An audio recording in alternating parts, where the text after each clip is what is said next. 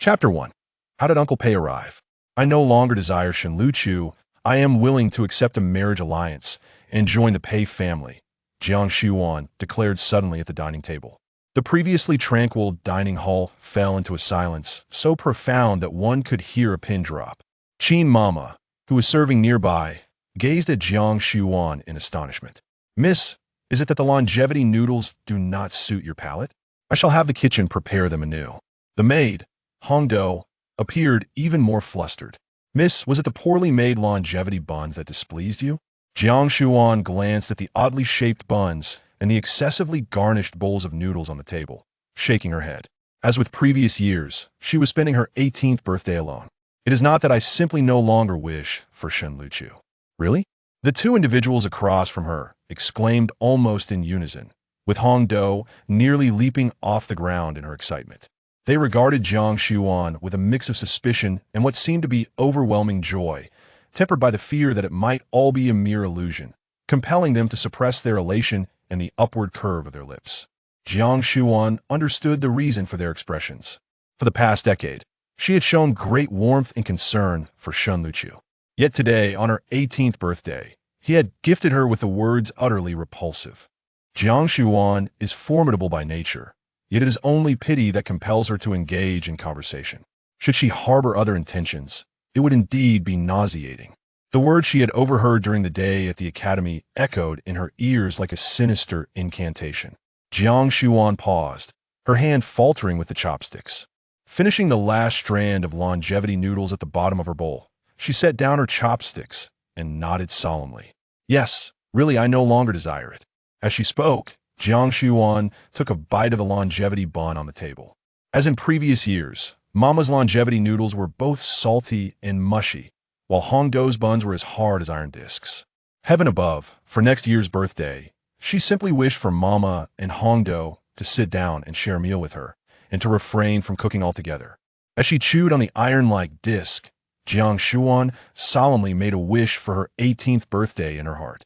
Though Qin Mama remained dubious, she promptly dispatched a letter to the palace, arranging for a meeting with the Pei family at the most serene tea house in the capital, fearing that Jiang Xuan might change her mind. The Jiang family was not considered a prestigious lineage. Jiang Xuan's grandfather had initially been a court guard who saved the life of an emperor ancestor, earning a military title. It was not until Jiang Xuan's father, Jiang Huaiqing, devoted himself to the military that he gained fame after a resounding victory in his first battle. 20 years prior, Jiang Huaiqing had persuaded the formidable chief of the Tiger's Den to surrender and subsequently married the chief's daughter, Jiang Yunthi, most renowned female general of the Zhou dynasty. After her mother led the Tiger's Den to allegiance, she and her father served together in the military, a couple united in purpose, achieving victory after victory and becoming celebrated legends of the Zhou dynasty. However, such prosperity did not endure. 10 years ago, an invasion from the northwest laid waste to the Zhou dynasty, resulting in the tragic demise of both her mother and father in battle. The court, showing compassion for the Jiang family, posthumously honored her father as the grand general of the nation and her mother as a legendary general. Yet the Jiang family was left with only a solitary, young orphan, a hollow facade of its former glory. Her ascent into the illustrious Pei family was entirely thanks to her aunt, the esteemed Lady Jiang. Not only did her aunt provide support within the palace, but she also showered her niece with boundless affection, granting every request made, save for one, her union with Shen Luqiu. 3 years prior, her aunt had proclaimed that Shen Luqiu was not a suitable match for her. Indeed, her aunt's judgment proved astute. Shen Luqiu was, in truth, not her ideal partner. After a decade of acquaintance and 3 years of tender exchanges, their relationship culminated in a heart-wrenching parting remark, an absurdity in itself. Having received her aunt's unwavering protection for so many years, it was time for her to mature and alleviate her aunt's burdens. With the Eastern Palace yet to be established, her cousin, Xie Jinghuai, declined a noble title, opting instead for a modest military force of 500 men, which he leveraged to carve out his own reputation on the battlefield. He was both scholarly and martial, though hampered by the weakness of his maternal clan, lacking the necessary support. Should she marry into the Pei family, this dilemma could be effortlessly resolved. The Pei family stands at the pinnacle of the capital's aristocracy, their descendants permeating both court and society, wielding extraordinary power. Fortuitously, her prospects seemed bright, as the Pei family was replete with talents, particularly the reckless scion, Pei Zai, who indulged in cockfighting and gambling, embodying a carefree spirit that resonated with her own nature. She had encountered Pei Zai several times at banquets. His striking appearance and unruly demeanor had made him a figure of intrigue within the capital. Yet, she remained uncertain about his temperament in private. The Spring in Full Bloom Tea House was not merely a place for tea, but a haven of tranquility, with its pavilions nestled among flowering trees, offering an ambience both serene and refined, an unparalleled gem in the city. Seated on a bamboo chair in her private chamber, Jiang Xuan pondered her prospective married life with Pei Zai when the door was suddenly pushed open. The sound of footsteps mingled with the rustling leaves in the autumn breeze, heralding the entrance of a tall, imposing figure silhouetted against the light, exuding the chill of late autumn. As he stepped into the light, he revealed a countenance of striking severity. His features were chiseled, with deep-set eyes that mirrored the shadows of a twilight mountain valley. The slight upward tilt of his eyes infused an air of elegance amidst their sharpness, while his high nose and thin lips formed a striking visage that was difficult to forget. He appeared to have just concluded official duties, clad in a crisp official robe adorned with purple and gold, exuding an aura of poise and authority that few could emulate. Noticing her gaze, he raised his own, their eyes locking momentarily. Instinctively, Jiang Xuan rose to her feet, then averted her eyes to glance behind him. Why was Pei Zai's uncle here? Where was Pei Zai? Wasn't today the day they were to meet? Pei Che, the youngest son of the venerable matriarch of the Pei family, although merely 26 years of age, had already ascended to the esteemed rank of Grand Tutor. Despite his youth, his actions were decisive, and he radiated an undeniable authority that was almost palpable. Upon entering, his presence compelled Jiang Xuan to stand in respectful acknowledgement. The atmosphere grew suddenly tense. "Did Master Pei come alone?" inquired Granny Qin, voicing her own curiosity. Pei Che's gaze traversed from the lowered head of Jiang Xuan to the half-eaten osmanthus cake before returning to her. "I have full authority to make decisions," he declared.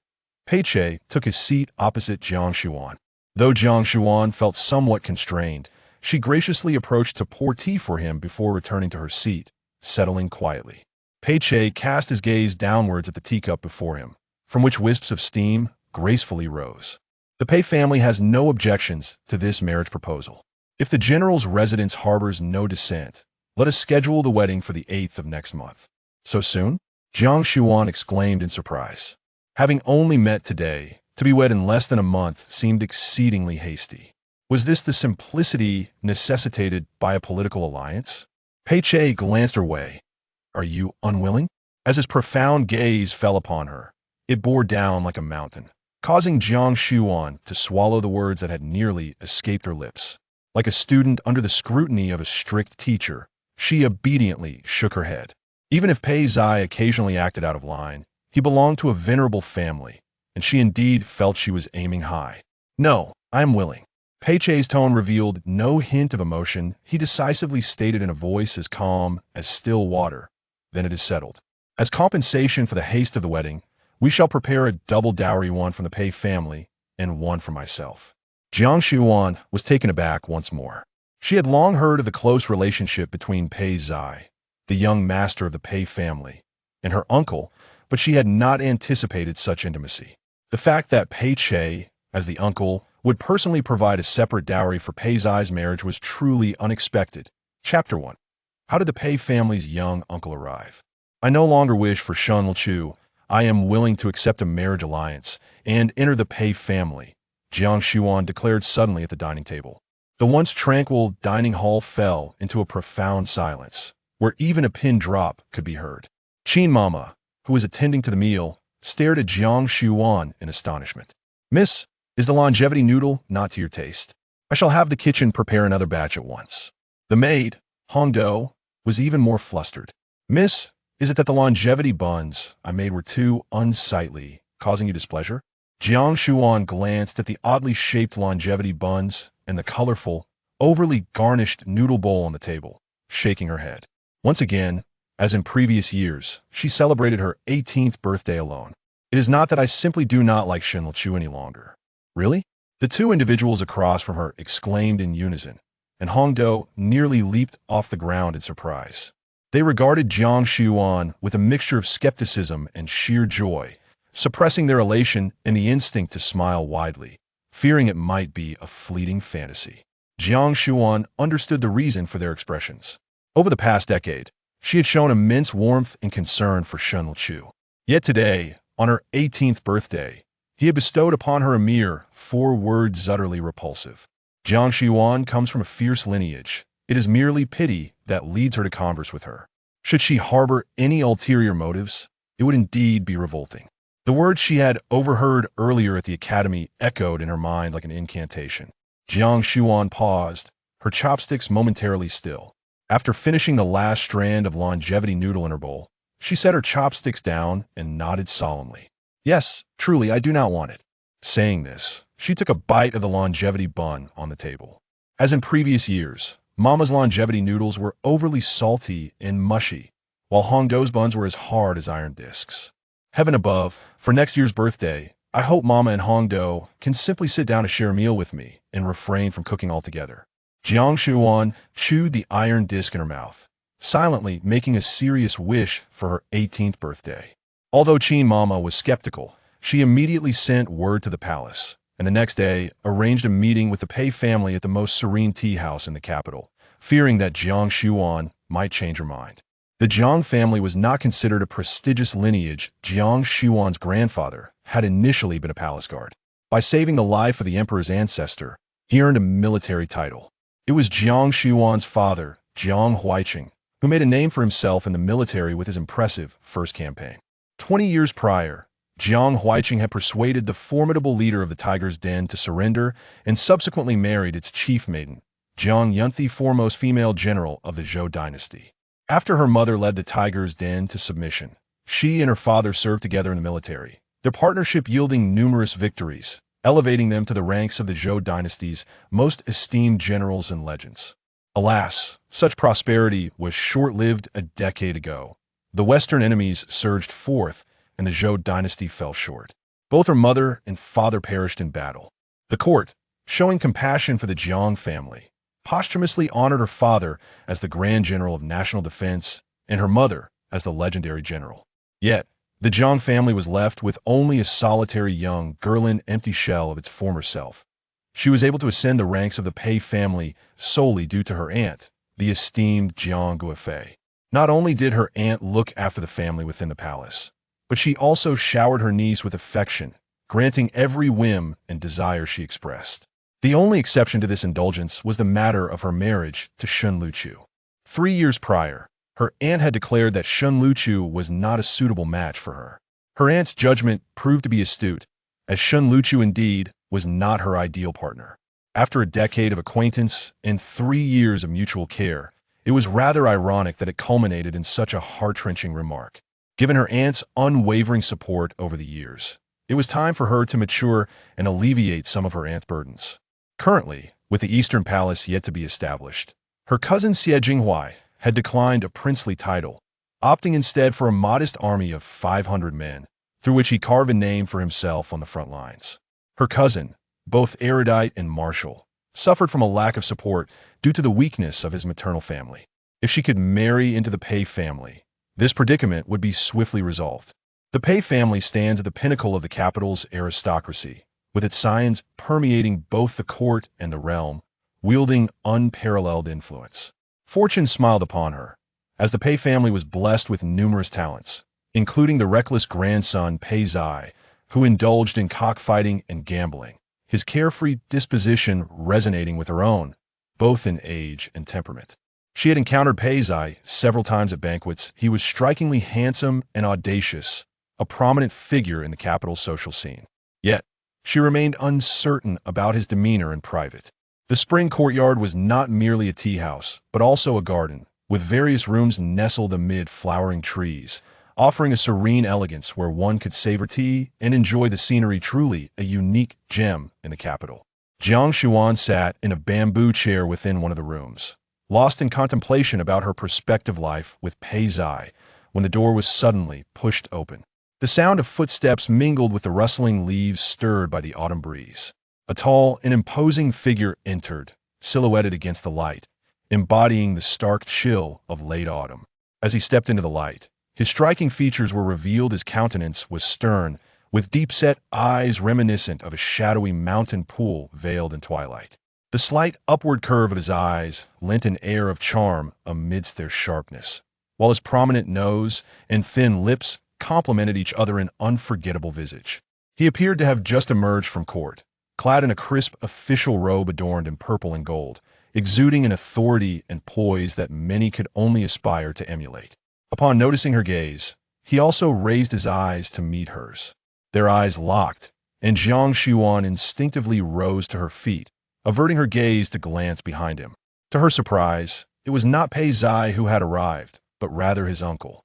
What had become of Pei Zai? Wasn't today the day they were to meet? Pei Che, the youngest son of the old matriarch of the Pei family, though only 26, had already attained the rank of Grand Tutor.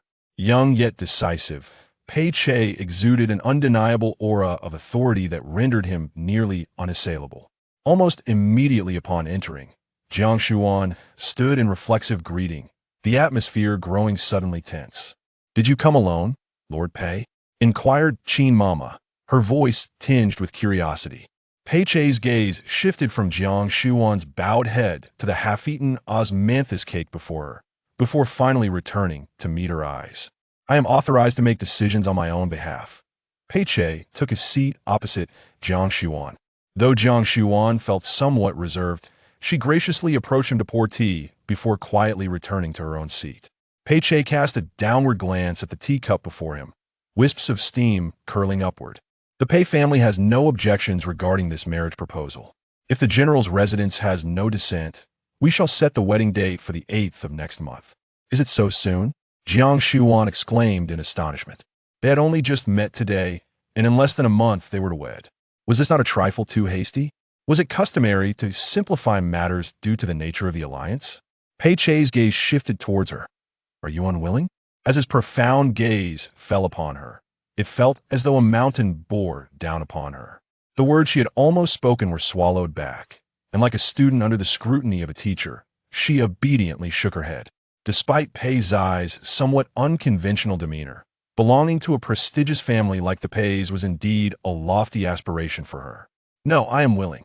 Pei Che's tone was devoid of any discernible emotion, yet he decisively stated in his calm voice, "Then it is settled. As compensation for the haste of this marriage, we shall prepare a double dowry, one from the Pei family and one for myself." Jiang Xuan was taken aback once more. She had long heard of Pei Zai's close relationship with her uncle, but she had not anticipated it to be this intimate. For Pei Zai to wed, his uncle Pei Che would independently provide a portion of the dowry. Chapter 2 Uncle Pei takes his leave. Pei Che, indeed, acted with remarkable decisiveness, swiftly finalizing the marriage arrangements between the two families with just a few words. For those unfamiliar with his character, it would be natural to suspect that Pei Zai must be afflicted with some serious flaw or ailment, rendering him unable to find a suitable bride, and as a result, he was determined to secure one at any cost. Jiang Xuan had no objections. This match had been orchestrated by her aunt 3 years prior. At that time, however, her heart was still tethered to Shan Luchu. And before her aunt could finish her proposal, she had outright rejected it. Now, 3 years later, it was surprising that the Pei family remained interested. One could only assume that Pei Zai had not conducted himself well over the past years, otherwise, he would not be in such a predicament. "I have some official matters to attend to, I shall take my leave for now." Having settled the important affairs, Pei Che stood to depart, adopting a tone of businesslike formality. Granny Qin, beaming with a smile, gently nudged Jiang Xuan, urging, "Miss, do go and see off Lord Pei." Still in a daze, Jiang Xuan received a reproachful glance from Granny Qin, who softly encouraged, "Hurry now, you shall soon be family, it's best to become acquainted sooner rather than later." Indeed, it was said that although Pei Che was not the head of the Pei family, he held significant authority within it. If she could cultivate a closer relationship with this uncle, Peizai would likely think twice before misbehaving in her presence after their marriage. Jiang Shiwan rose to see him off. Though termed as seeing off, it was, in fact, merely a silent following behind Peiche as he walked. Ordinarily lively and spirited. Jiang Shiwan found herself rendered speechless upon catching sight of Peiche in his official robes. It was Peiche who first broke the silence, inquiring, "What do you enjoy doing at home?" Upon hearing that they were to meet, Jiang Shiwan had made slight preparations the night before. After all, she understood the importance of presenting oneself well. Responding to his question, she recounted smoothly as if reciting from memory, "Recently, I have been learning under the housekeeper. And in my spare time, I read and practice my culinary skills." Elders typically favored such virtuous responses. "Is that so?" Peiche slowed his pace, allowing her to catch up with him, tilting his head to glance her way. Feeling as though he could see right through her, she faltered, confessing in a rush, "If novels count as reading, and indulging in food counts as culinary appreciation, then I must admit I am rather adept at both." As they reached the entrance, Jiang Shiwan lowered her head like a student caught cheating during an exam, only to hear a light chuckle above her. Peiche was undoubtedly amused by the stark contrast between her and Peizai, a dandy and a simpleton, the perfect match. Preferences know no bounds, whether high or low. "Finding joy in self-entertainment is indeed a rare talent," he remarked. Jiang Shiwan, taken aback, lifted her gaze, her almond-shaped eyes wide with surprise. "You did not say such things before." Peiche paused. "What did I say previously?" "You said that indulging in trivial pursuits leads to a loss of ambition. And that it reflects a base taste. You even stated this publicly." Jiang Shiwan furrowed her brow, adopting a serious countenance, her lips curling in a slight sneer. Yet her eyes bore a mournful gaze as she looked at Peiche, as though accusing him. Had he truly said such things about her? Peiche diverted his gaze toward the pedestrians in the distance. "That was a mistake on my part." "Excuse me?" Surely, she had not misheard. The brilliant and esteemed Peiche, the paragon of excellence, admitted to being wrong. Once more, she looked up in astonishment, only to find that Peiche had already descended the steps and was making his way toward his carriage. Jiang Shiwan felt he was not as fearsome as she had once thought, and she could not help but call out, "Uncle, take care." Peiche paused as he entered the carriage, casting a deep glance back at Jiang Shiwan. In that fleeting moment, her heart fluttered. Had she said something amiss? Ultimately, Peiche merely nodded, uttering no further words. After watching him depart, Jiang Shiwan swiftly turned and returned to her quarters, only to encounter a throng of people approaching her. "Jiang Shiwan, are you here to celebrate Li Luo's birthday as well? Why did you arrive so late? We've already finished." Jiang Shiwan lifted her gaze and saw a group of men and women walking along the stone path. Among them stood Shen Luchu, like a crane among chickens, surrounded by admirers, laughing and chatting. Upon hearing the commotion, he glanced up, a smile lingering in his grey-brown eyes. Indeed, Shen Luchu was exceptional. Possessing an allure that set him apart, be it in appearance, lineage, or intellect, he was among the finest of his peers. When faced with Shen Luchu once more, Jiang Shiwan expected her heart to ache profoundly, yet she found herself remarkably calm. Did she still harbor affection?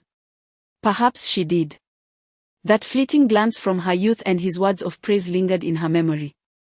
However, upon hearing him utter the words disgusting, the enchantment faded, and the initial flutter in her heart subsided into tranquility. She dismissed it as a youthful folly. After all, who among the young does not make mistakes? Not everyone is as infallible as Peiche, is he? Retracting her gaze, a melodious voice broke through the moment. "Hello, Sister Jiang. I was just asking Luchu why you didn't come today." Jiang Shiwan's attention shifted to Su Lilu, particularly the fragrance pouch at her waist. Noticing Jiang Shiwan's gaze on her pouch, Su Lilu smiled coyly, saying, "Today is my birthday. Young Master Shen reserved half of the garden to celebrate for me and insisted on giving me a birthday gift. I found it too extravagant." So I only accepted a fragrance pouch from him. Her smile bore a hint of provocation and pride. It was common knowledge that this fragrance pouch was a gift from Jiang Shiwan to Shen Luchu, containing a protective charm she had traveled far to retrieve from Yuzhou, where the Manjushri Bodhisattva was said to be most potent, especially as Shen Luchu prepared for the upcoming imperial examinations. Su Lilu's intentions were far from innocent. Yet Jiang Shiwan feigned ignorance. That is wonderful. I wonder, aside from safeguarding one's studies, does the Manjushri Bodhisattva also ensure marital bliss? Jiang Shiwan remarked lightly before turning and walking past them. The onlookers exchanged glances, and Shen Luchu's friend, Zhou Jingshan, inquired perplexedly, "Luchu, what is going on? It's quite unusual for Jiang Shiwan to not be by your side at this rare gathering. It's even more astonishing that she didn't spare you a glance just now, something that would have been unthinkable in the past." Though Jiang Shiwan had not explicitly stated it, whenever Shen Luchu was present, her gaze would invariably seek him out, her affection for him unmistakable to all in his company. Suddenly, Zhou Jingshan slapped his forehead in realization. I see. Yesterday was Jiang Shiwan's birthday. Shen Luchu watched the retreating figure ahead, a vague restlessness stirring within him. Is that so? I do not recall. How could one forget? The 9th day of September is easily memorable, it marks the birthday of Jiang Shiwan, which was just yesterday. Zhou Jingshan abruptly halted, realizing that if he couldn't even remember the date, then the gift was certainly forgotten. He couldn't help but cast a glance at Su Laila. The disparity in treatment was glaringly apparent. Was this not a bit excessive? Zhou Jingshan felt a twinge of guilt. After all, they had known Jiang Shiwan far longer than they had known Su Laila. Jiang Shiwan, though lacking in familial support and somewhat disadvantaged, was vivacious and considerate. Always diligent and uncomplaining. In their youth, she had assisted them with their studies, and after leaving the academy, she had been of great help to them in many ways. Over the years, she had become a familiar friend. Isn't it always this way? Shen Luchu dismissed the notion nonchalantly. Zhou Jingshan pondered and realized that, indeed, it was true. Over their decade-long acquaintance, Jiang Shiwan's birthdays had never warranted any special gifts from them. Conversely, on the birthdays of others, Jiang Shiwan would prepare gifts for everyone. They all assumed this was merely a tactic for Jiang Shiwan to ingratiate herself with Shen Luchu and paid it no mind. It seemed Jiang Shiwan had long grown accustomed to this. But was it solely about the birthdays, or was there something more? Zhou Jingshan mused, his gaze drifting to the sachet adorning Su Laila's waist. This sachet had been specifically gifted to Shen Luchu by Jiang Shiwan a few days prior, containing a rare protective talisman. Would the efficacy of the talisman diminish if it were in the hands of another? Zhou Jingshan found no fault in this. It was merely the first thought that sprang to his mind. Su Laila, perceptive to the mood, hastily removed the sachet from her waist, her expression filled with remorse. This couldn't possibly be a gift from Jiang, could it? I apologize, I was unaware it was from her. It seems there has been a misunderstanding. Rest assured. I will clarify this with Jiang immediately. Shen Luchu glanced at the sachet, expressing disdain. If you like it, keep it. I have no fondness for such ostentatious trinkets. My achievements in high school were a result of my own merit, only the inept would resort to superstitions. With that, Shen Luchu strode away, while he outwardly appeared indifferent. His mind involuntarily wandered back to the fleeting figure he had encountered while jesting with others at the academy just days prior. Yesterday was Jiang Shiwan's birthday. Had she come to find him? Did she overhear? A fleeting sense of guilt washed over Shen Luchu, though it was but a momentary lapse. So what if she had heard? He spoke only the truth. Jiang Shiwan's father was a warrior and her mother was a bandit. She hailed from a humble background. And the others at the academy shunned her. He had merely felt pity for her and had engaged her in conversation out of compassion. If she were to harbor other ambitions, that would indeed be avaricious. How could one not be repulsed by such a notion? With these thoughts churning in his mind, Shen Luchu Almost unconsciously, instructed upon entering the carriage, go to the Eastern City's 100 Flavors Pavilion and purchase a box of pastries to send to the general's residence.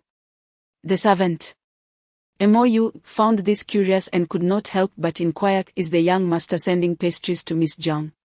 Shenluchu replied vaguely with a noncommittal considering it merely a belated birthday gift. What flavor shall I purchase? The servant asked. Shenluchu was momentarily taken aback. While Jiang Shiwan was well aware of his preferences and aversions, he could only recall her mentioning the delectable pastries from Bai Weifeng. He remained entirely oblivious to her own inclinations. Why the fuss? He could simply purchase a few assorted delicacies. Mou quietly contemplated the same, typically. Whatever the young master offered, Jiang Shiwan would receive with delight. If she were to learn that the young master had deliberately brought her pastries, she would surely be overwhelmed with gratitude. Mou promptly set off. Upon returning to the Wenyuan Marquis' residence, Shenluchu had barely settled down with a book when Mou returned empty-handed, reporting, "Young master, unfortunately, just as I arrived at Bai Weifeng, the pastries were completely sold out." Shenluchu replied with a hint of impatience, "Did you not reveal your identity and request a box?" Mou responded, "I did. But they ignored me and insisted that the pastries were reserved for their new mistress." Shenluchu's lineage was illustrious. His mother was a princess, and his father held the esteemed title of Wenyuan Marquis. In the capital, few dared to disregard the Shen family. Angrily, Shenluchu demanded, "Which household are they from?" Mou replied, "It is the Pei family from Wutong Street." At that, Shenluchu fell silent. The Pei family, particularly the esteemed Pei clan of Wutong Street, was unparalleled in the densely populated capital. Renowned for their illustrious lineage and remarkable talents, one could not mention the Pei family without referencing the illustrious Pei Che, the 10th young master of the Pei family.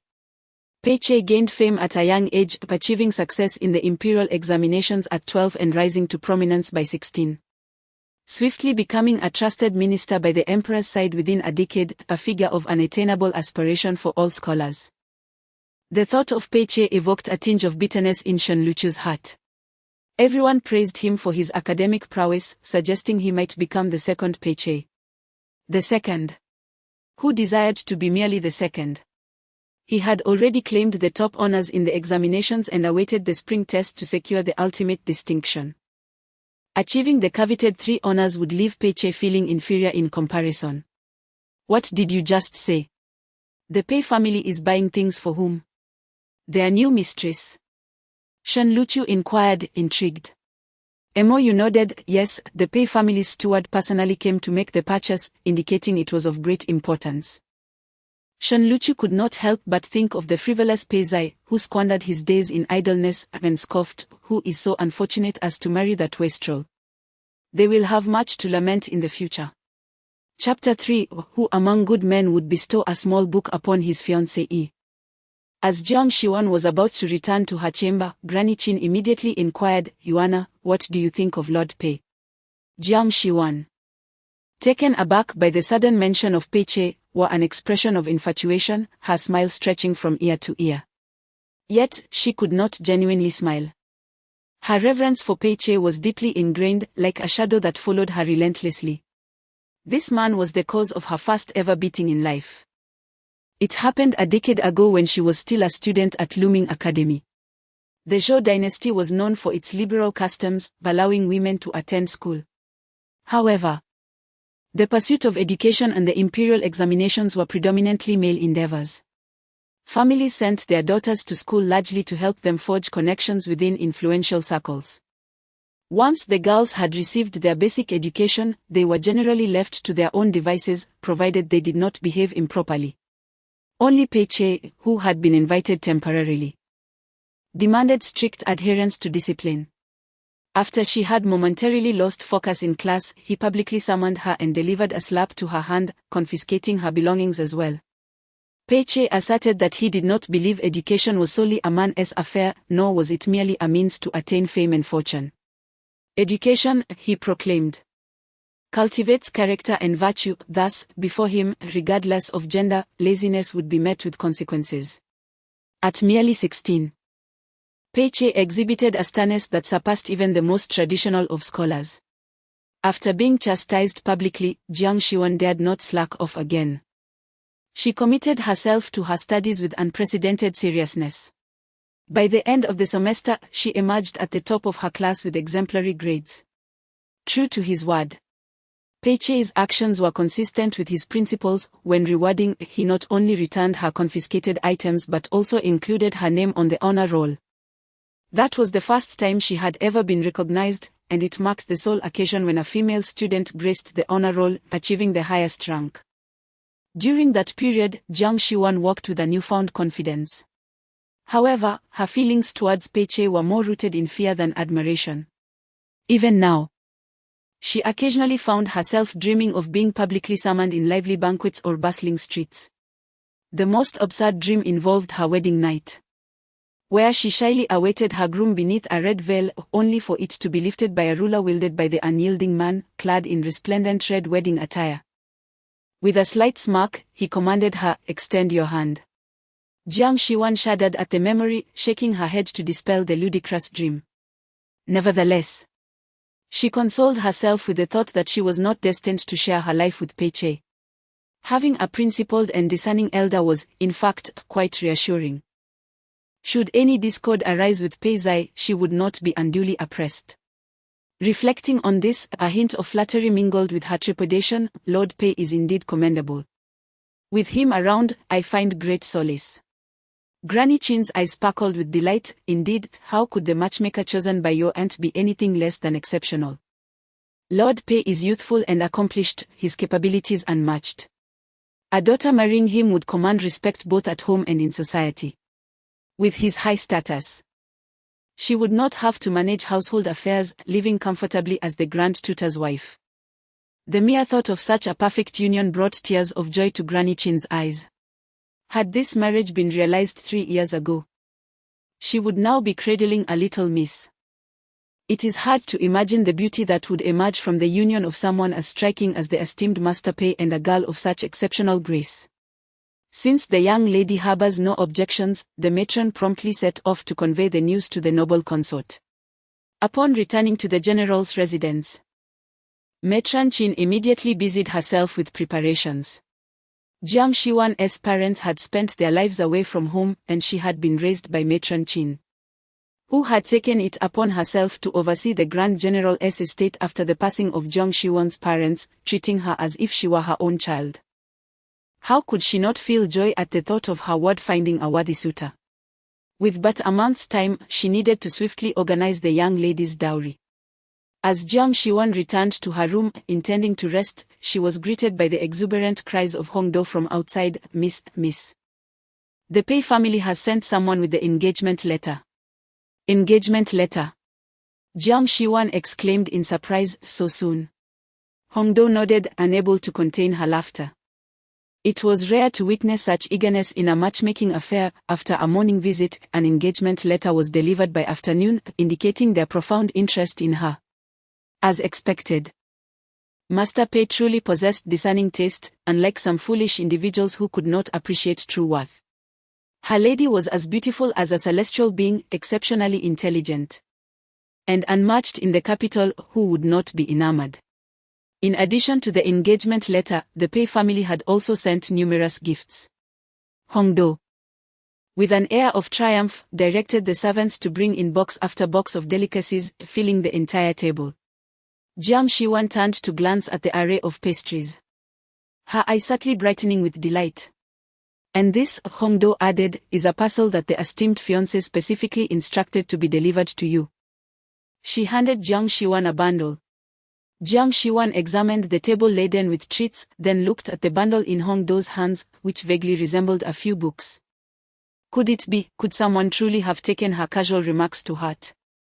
Upon opening it, her eyes widened in astonishment. It was the record of Hairpin Blossoms, a book that had become exceedingly popular and was once banned for its explicit content, making it nearly impossible to acquire, despite its seemingly ordinary title. It was merely a FARD, the content within was truly captivating. Jiang Shiwan hastily covered the parcel. It appeared that Pei Zai was not without merit. His knack for procuring such risque literature was quite impressive. At that moment, she genuinely thought that this marriage was indeed promising. While the matter of affection remained uncertain. At the very least, married life would not be dull. Time rewound 2 hours earlier, at the residence of the Grand Tutor, Pei Zai entered the study. Cradling a stack of books. "Uncle, here are the latest popular novels from the marketplace." Pei Che, engrossed in his official documents, did not look up and instructed. "Place them on the shelf by the window, second row." After a moment of thought, Pei Che raised his gaze to assess the height of the bookshelf. "In the center." Pei Zai's eyes widened in disbelief. "On the bookshelf? What do you mean?" "Uncle, are you planning to keep these books in the study?" Everyone in the Pei family knew that his uncle was austere and composed. His study was as solemn as he was, filled exclusively with esteemed literary works, leaving no room for even a travelogue. Now, he astonishingly intends to display these unsightly street-side books on the shelves, placing them in the most conspicuous position. Is this truly the same stern and high-ranking uncle who rarely smiles? Pei Zai looked at his uncle with suspicion. And suddenly a spark of realization struck him. How could he have forgotten that his uncle was soon to be wed? These trivial books were evidently prepared for his future aunt. However, this judgment quickly left him even more astounded. Who claimed that his uncle was dull and uninteresting, wasting his good looks? Clearly, his uncle possessed a wealth of knowledge. Pei Zai felt as if he had uncovered a monumental secret, his heart tumultuous with waves of astonishment, yet his expression remained placid. He swiftly arranged the books, then pointed to the few volumes in the center, saying, "Uncle, if you wish to peruse some light reading. These few in the middle are the most captivating and favored by young ladies. They are not available in the bookstores. I exerted considerable effort to procure them." Pei Che merely responded with a non-committal Pei Zai stifled a chuckle as he retreated. In the past, such tricks would have been easily seen through by his uncle. But this time, the outcome remained uncertain. Chapter 4. How can it be called theft? It is clearly robbery.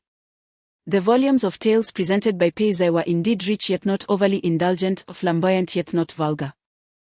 Beneath the vivid prose lay a stirring narrative that captivated Jiang Shiwan, who read them in one breath until the first light of dawn appeared in the sky. Reluctantly closing the book, she marveled at the ability of the storyteller to weave such a poignant tale. The author must be an extraordinary individual. If given the chance, she yearned to make their acquaintance.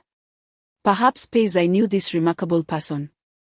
As thoughts of Pei Zai flooded her mind, Jiang Shiwan remembered another matter. He had gifted her a thoughtful present, and it was only proper, both in sentiment and reason, to reciprocate. However, her knowledge of Pei Zai was limited to hearsay and fleeting glimpses at social gatherings, leaving her rather uninformed. Just as she grappled with this conundrum, Hongdo entered, holding an exquisite invitation adorned with gold foil and floral designs. "Miss, the Ningda Marquette is hosting a golden osmanthus banquet today. And Missy has invited you to the estate this afternoon for flower viewing and tea tasting," Hongdo exclaimed with delight. Jiang Shiwan was taken aback. She had few friends in the capital, and such an invitation was a rare occurrence. The Ningda Marquette? She pondered, bewildered. She had no prior connection to the Yi family. Why would they send her an invitation? The banquet was scheduled for the afternoon, and the invitation was delivered that very morning, clearly a last-minute decision. Just as she was about to decline, she opened the invitation only to find that it was not signed by the esteemed Missy, but rather by a remarkably graceful name, Pei Zhanxue. Her eyes brightened at the realization. Pei Zhanxue was Pei Zai's cousin. This revelation clarified how the invitation had found its way to her. "Are you going, Miss?" Hongdo inquired. "Of course, how could I not?" Jiang Shiwan replied. This was a splendid opportunity to inquire about Pei Zai through Pei Zhanxue. After taking a refreshing nap in the morning, she set out in the afternoon to the Ningda Marquette. Upon her arrival, she was greeted by the sweet fragrance of osmanthus wafting through the air. The century-old Osmanthus tree at the Ningda Makiate was renowned throughout the capital. It was said that the old Maki and his wife had planted it together on the day of their marriage, enduring through the trials of fortune with unwavering devotion, exemplifying the harmonious family values of the Yi household. Every year, when the Osmanthus bloomed, the Yi family would host a grand banquet for their guests. Today, it seemed they had invited quite a number of people, for a multitude of carriages lined the entrance. As Jiang Shiwan approached the gate and presented her invitation, two young ladies emerged to greet her. One was clad in a dignified purple dress, exuding grace, while the other, in a lively pink gown, radiated charm. Akin to spring blooms in their vibrant hues, one like a refined orchid, the other like a delicate peach blossom. Jiang Shiwan was entranced, and the two ladies were equally captivated. How is it that the Pei family possesses such exquisite taste, to have quietly brought back the most beautiful flower in the entire capital? Exclaimed Yi Weining, stepping forward to take Jiang Shiwan's hand, examining her from all angles with palpable admiration. What a nonsensical notion of theft, dear cousin, Pei Zhanxue interjected, playfully pushing Yi Weining's hand aside and seizing one of Jiang Shiwan's hands with the eagerness of a kitten vying for attention. The fingers of the young aunt are so slender and soft. Has the young uncle ever touched them? Given his stern and tedious nature, it is likely that aside from his own mother, he has never even brushed against a young girl's hair. She has touched them before him. Isn't that akin to stealing? After nearly 800 years of silence, he suddenly declares his intent to propose. In such a hurry that it seems he cannot wait to be wed today and bring his bride home by tomorrow. Yi Weining could not help but laugh. Pei Zhanxue joined in her laughter, revealing two charming dimples. How can that be called stealing? Clearly, that is snatching. Upon hearing this, Yi Weining burst into laughter, covering her mouth. The Yi and Pei families are related by marriage. Pei Zhanxue's mother is Yi Weining's aunt. The children of the Yi family have always studied at the Pei Family Academy, making Yi Weining akin to half a child of the Pei family, frequently visiting them. Like Pei Zhanxue and Pei Zai, she is not afraid of the head of the Pei family or the elderly matriarch. But she does harbor a certain apprehension towards the Pei young uncle. It is not so much fear as it is a profound respect. His imposing presence and those perpetually calm eyes seem capable of piercing through all one's secret thoughts with a mere glance, creating an overwhelming sense of pressure. Yi Weining had always believed that a person as aloof and distant as the Pei young uncle would remain solitary for life. Yet who would have thought that even an old house could catch fire one day, and burn so fiercely? Thus, when Pei Zhanxue learned that her uncle was to marry, she could hardly contain her excitement in sharing the news with her, and hastily sent out invitations to gather everyone. The more Yi Weining pondered, the more wondrous it seemed. And she could not resist stealing another glance at Jiang Shiwan. Jiang Shiwan's face flashed slightly at the teasing. Yet she understood the camaraderie and could not help but respond, Sister Yi, do not laugh at me. Your golden osmanthus, fragrant for miles. I wonder which young lord will be fortunate enough to steal its scent. Truly a clever person. Yi Weining was not offended, instead. She shot an amused glance at Jiang Shiwan, sharp-tongued. It seems Pei Zhanxue will have a worthy sparring partner for banter. Do not linger here. Come inside and take a seat, Yi Weining urged. She welcomed Jiang Shiwan in and arranged for her to sit at the most honored position of the banquet. Along the way, Pei Zhanxue held on to Jiang Shiwan's hand tightly, but as words danced on her lips, she caught sight of Jiang Shiwan's rosy cheeks and quickly fell silent. Although the young uncle had hastily sent out an invitation, the two families had yet to meet formally, and this matter was still not public. The young aunt is quite shy. Pei Zhanxue quickly changed the subject. Sister, you smell wonderful. What fragrance are you wearing? With such a fragrant and lovely person beside her, Pei Zhanxue could only feel a pang of jealousy. Jealous of the young uncle. Just then, as the three of them settled into their seats, Jiang Shiwan received a gift prepared by Hong Do before leaving. Presenting it to the two, I rushed out without preparing anything substantial. So I bring this small token of incense for Sister Yi and Sister Pei. Pei Zhanxue, showing no reserve, joyfully accepted the brocade box. opening it to reveal a gleaming treasure that made her eyes sparkle. Sister Jiang, this is quite exquisite. This is Lingxi incense. It is the finest incense from the Chengsheng workshop, worth 100 gold pieces, and it is notoriously difficult to procure. The incense shop was merely an inconspicuous establishment. Yet due to its unique fragrance and long-lasting scent, it swiftly captured the hearts of all the women in the capital upon its debut. Within a mere 3 years, it had ascended to become the most sought-after incense shop in the city. Yuan Ning, usually composed, could not suppress her excitement as she exclaimed, "My goodness, Sister Jiang. Where did you procure this? Do you realize that I had someone guarding the incense shop for 2 months just to obtain this fragrance? Each time, I returned empty-handed. And I was quite vexed about it.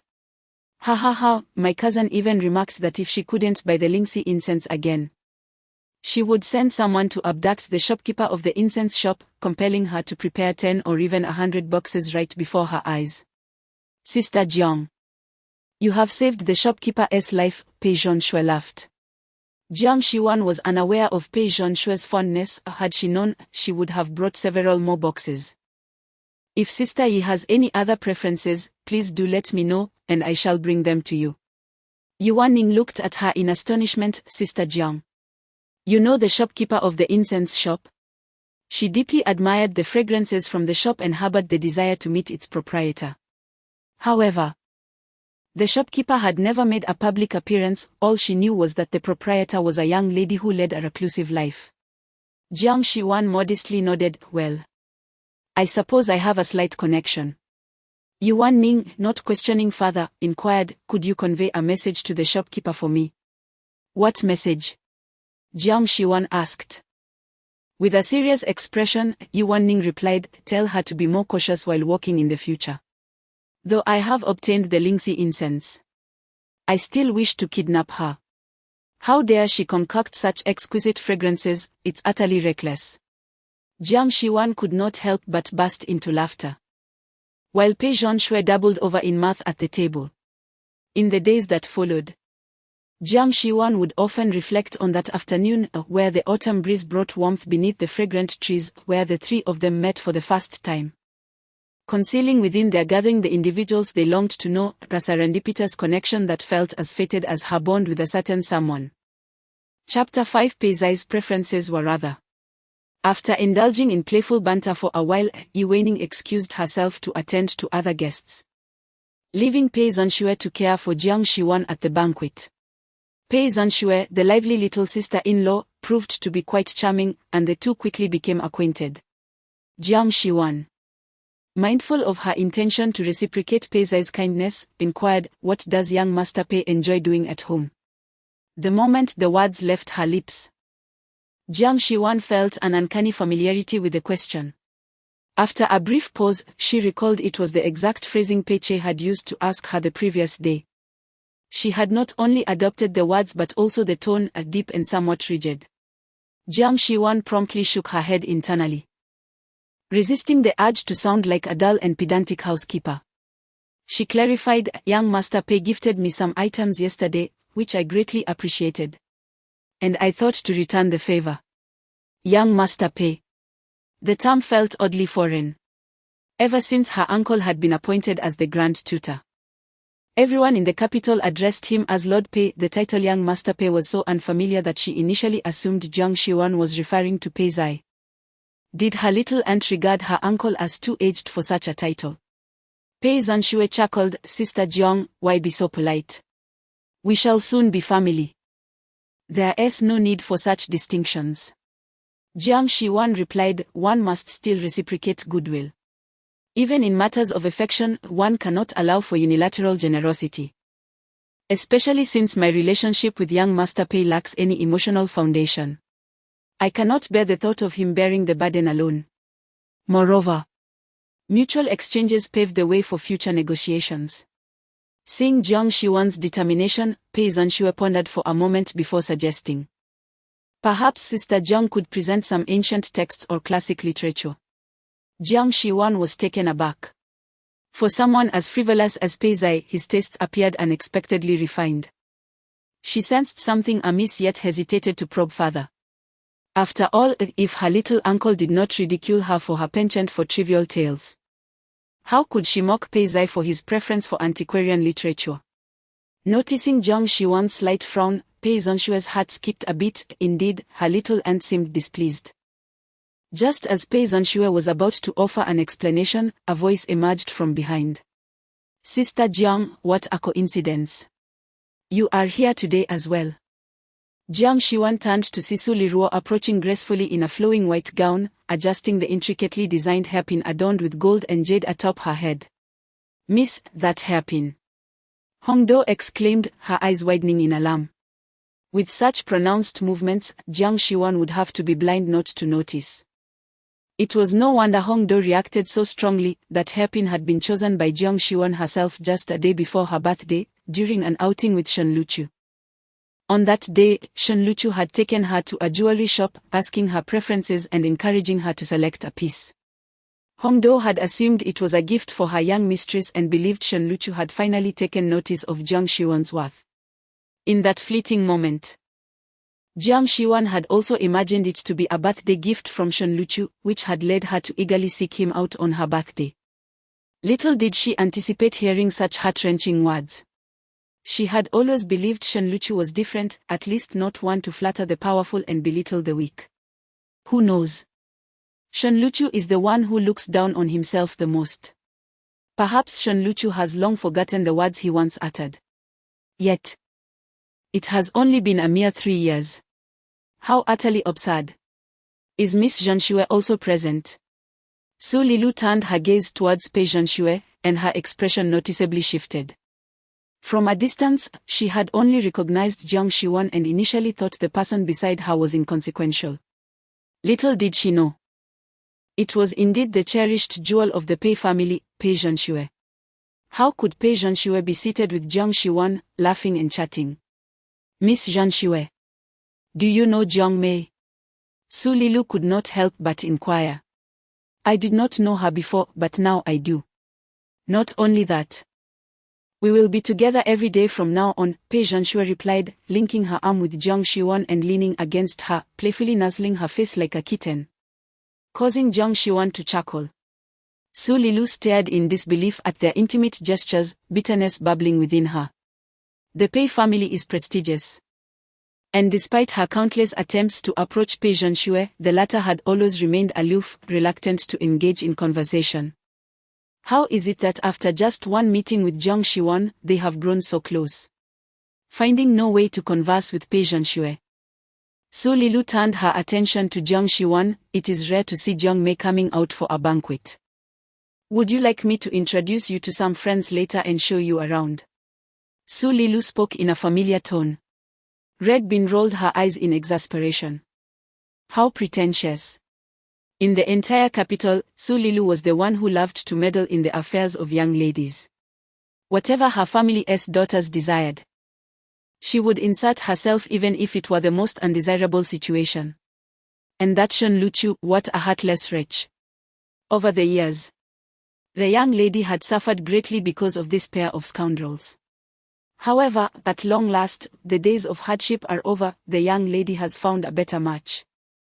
Lord Pei is splendid, powerful, influential, and genuinely caring for her. Humph, let those scoundrels wait and see.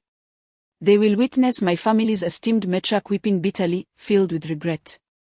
Red Bin silently swore in her heart. Hearing Su Lilu's familiar tone, Pei Zhonshue curiously looked towards Jiang Shiwan. Sister Jiang and Miss Su are quite close. Jiang Shiwan did not even glance at Su Lilu, not close.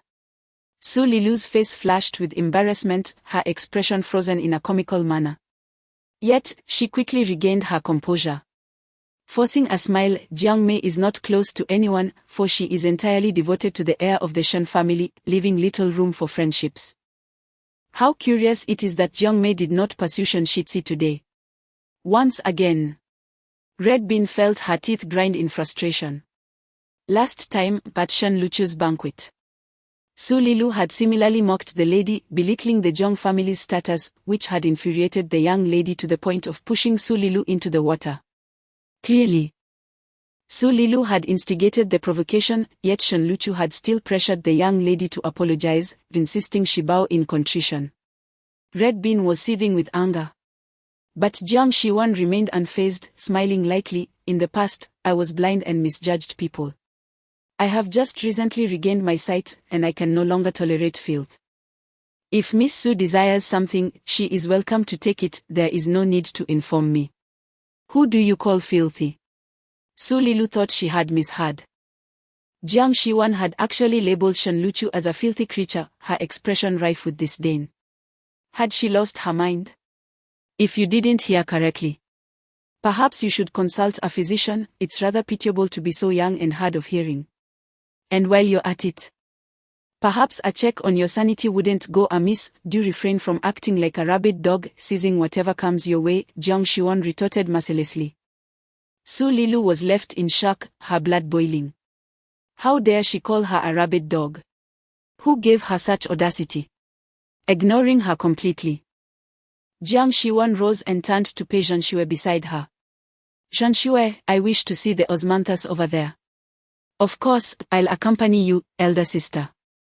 Besides the Osmanthus, my cousin's courtyard is also graced with splendid black chrysanthemums. I shall bring you a couple of pots shortly, Pei Zhanxue replied, her spirits lifted.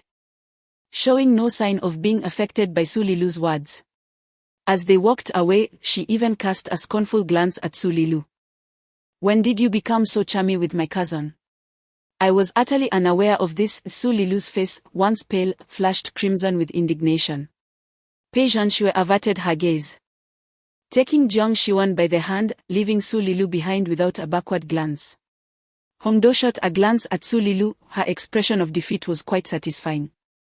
Unable to contain herself, Hongdo burst into laughter. Miss Su, you ought to seek treatment for your ailment. Do not delay. Su Lilu bit her lip tightly, turning on her heel and storming out of the Ningda Marquis' residence, fuming as she climbed into her carriage. Initially intending to return home, a sudden thought struck her. She removed the golden hairpin from her head and commanded to the Wenyuan Marquis' residence. Chapter 6 I am to be married. Please restrain yourself in the residence of the Wenyuan Marquis. Shen Luchu, as per his usual routine, immersed himself in his studies after a brief afternoon nap. With merely 100 days until the spring examination, he could not afford a moment's respite. This time, he was determined to emerge victorious. To make a name for himself across the land. He did not wish to be a mere second, he aspired to be the first. As these thoughts coursed through his mind, his gaze involuntarily drifted towards the incense pouch beside the inkstone. Indeed, he had ultimately yielded to sentiment and had someone retrieve the pouch. Surely, Jiang Shiwan must be satisfied now. If she were to sulk further, that would truly be an insatiable demand, a case of overstepping bounds due to her favored status. Has she visited today? Shen Luchu inquired, setting his book aside. The young servant, Moyu, was momentarily taken aback. Who does the young master refer to? After a brief pause, Moyu realized whom she was and felt a wave of astonishment. What had come over the young master? Over the past 3 years, Jiang Shiwan had persistently pursued him, yet he had never once acknowledged her presence. What had changed? He had even mentioned sending pastries and had dispatched someone to the Shangshu residence last night to exchange Jiang Shiwan's incense pouch. Is the young master feeling troubled? Moyu ventured. Previously, whenever Shen Luchu grew weary from his studies, Jiang Shiwan would always find ways to amuse him. It had been several days since the young lady from the Jiang family had last visited. Should I send someone to invite her over? Moyu suggested. The mere mention of her name stirred an inexplicable irritation within Shen Luchu. No need. The next time she comes, simply bar her at the door. Do not allow her to disrupt my studies. He picked up his book again, the pages rustling loudly under his fingers. Moyu could sense the discontent radiating from the young master. Just as he pondered how to address the situation, Su Liruo entered briskly, accompanied by a maid. Moyu felt a surge of relief. The absence of Jiang Shiwan was a welcome reprieve, especially with the arrival of the esteemed Miss Su. She was the lady favored by the matron of the household, a match deemed suitable for the young master. The two families had been discreetly engaging for some time, awaiting the young master's success in the spring examination to formally propose. This would herald a joyous union, a powerful alliance between the Wenyuan Marquis and the Shangshu family. Though Miss Su lacked the beauty of Jiang Shuan and did not possess her attentive nature, what the young master and the Marquis family required was not a mere decorative figure, but a substantial ally. It was evident the young master shared this sentiment, as he never opposed Miss Su's frequent visits to the Marquis residence. "Luchu, I cannot accept this jade hairpin, you should give it to Sister Jiang instead," Su Lirua declared upon entering, returning the golden hairpin to Shen Luchu without hesitation. Shen Luchu looked on in confusion. "What is the matter?" "Nothing. I merely sensed that Sister Jiang holds a fondness for this hairpin," Su Lirua replied softly. Before she could finish, her maid interjected, "Miss, why must you endure such unfairness? Why shield that Jiang Shiwan?" "Young Master Shen, today my lady encountered the eldest daughter of the Jiang family at the Ningda Marquis' residence. My lady did nothing. Yet Jiang Shiwan fixated on her hairpin, openly berating her in front of everyone, calling her a mad dog who seizes everything in sight." The maid, filled with righteous indignation, continued, "Young Master Shen, you must stand up for my young mistress. This hairpin was clearly a birthday gift from you to her, how can it be considered theft? My young mistress is deeply aggrieved, having wept all the way here, her eyes red from crying." "Ji-chan, hold your tongue," Su Lirua admonished gently, wiping her eyes. "There must be some misunderstanding, Sister Jiang is not the kind of person to behave like this." When Shen Luchi raised his gaze, he noticed Su Lirua's eyes were indeed red, and his expression darkened. Jiang Shayuan was becoming increasingly intolerable. Ji-chan remained indignant. "How can it not be? Has the young mistress forgotten? 3 years ago, in the dead of winter, she forcibly pushed you into the pool. To this day, she has never apologized." Shen Luchi recalled that incident during a banquet he hosted at the Wenyuan Marquis residence. He had invited all the talented youth of the capital. However, Jiang Shayuan, due to a mere quarrel, had violently pushed Su Lirua into the frigid water, disrupting his banquet and refusing to apologize, thereby humiliating him. Reflecting on the past, Shen Luchi's expression grew even graver, his eyes filled with disappointment.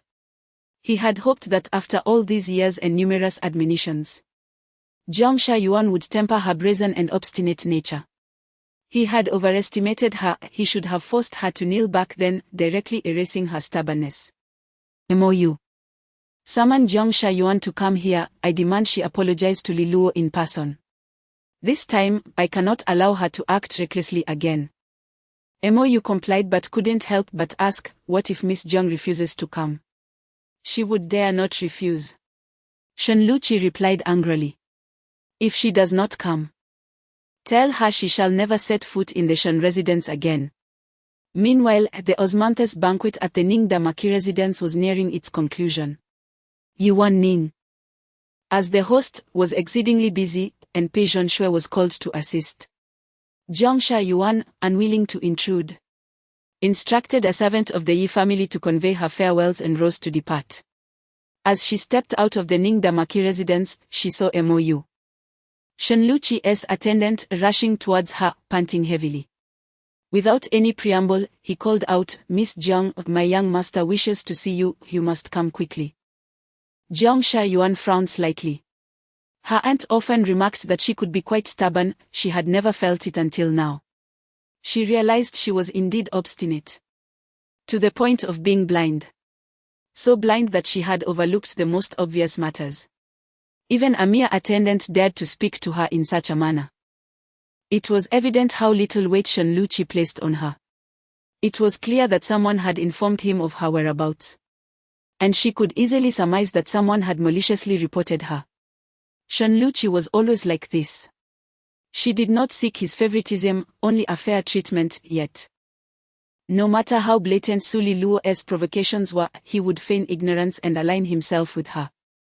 "If you wish to see me, have your young master send an invitation first," Jiang Shayuan replied, her expression impassive. MOU stood frozen in place. What did she just say? An invitation. She meant to imply that if his young master wished to meet her, he needed to host a banquet. Was the sun rising from the west? No matter where Jiang Shiwan was or what she was doing, as long as the young master beckoned, she would hasten to him without a moment's hesitation. Miss Jiang. You must not have any regrets. My young master has decreed that if you do not attend today, you shall never again set foot within the gates of the Wenyuan Marquette, Mo stated with a defiant tilt of his neck. That suits me perfectly, Jiang Shiwan replied, her demeanor unfazed. Moreover, I shall convey a message to your young master, I am to be wed. And I implore him to conduct himself accordingly and refrain from disturbing me henceforth. Mo's mouth gaped wide, as if it could accommodate a duck egg. Surely, he must have misheard. Jiang Shiwan was to be married. Mou, as if privy to earth-shattering news, turned on his heel and swiftly returned to the Wenyuan Marquette. His face a portrait of astonishment. Chapter 7 Do not send Pei-che, send Pei-zai. After dismissing Mou, Hongdo could not contain her excitement and approached, exclaiming, Miss, do you truly mean to forgo the heir of the Shen family? Do you still think I jest? Jiang Shiwan retorted. Could I possibly make light of a family such as the Peis? Hongdo scratched her head. It's just that your decision seems so sudden. You previously declared you would marry no one but the heir of the Shen family, and now you suddenly say you no longer wish for it. I am still in a daze, thinking you might be playing some kind of game of feigned indifference or psychological maneuvering. On that day, Hongdo had not accompanied her, and thus had not heard the heart-wrenching words exchanged. Had she known, she likely would not have harbored such doubts. Jiang Shiwan jokingly remarked. Consider it as me having grown weary of the chase, a wayward soul returning home, embracing tranquility. Your mistress has always been adept at both holding on and letting go, exuding grace with ease. Hongdo found no reason to doubt this. Her mistress was indeed like that. When enamored, she was fervent and unwavering, yet when disenchanted, she withdrew with a swiftness unmatched. As Jiang Shiwan was about to board the carriage, she heard Pei Zhenshue's voice calling out, Sister Jiang. Turning around, she saw Pei Zhenshue and Yu Weining rushing out from the main entrance, each cradling a pot of blooming ink chrysanthemums.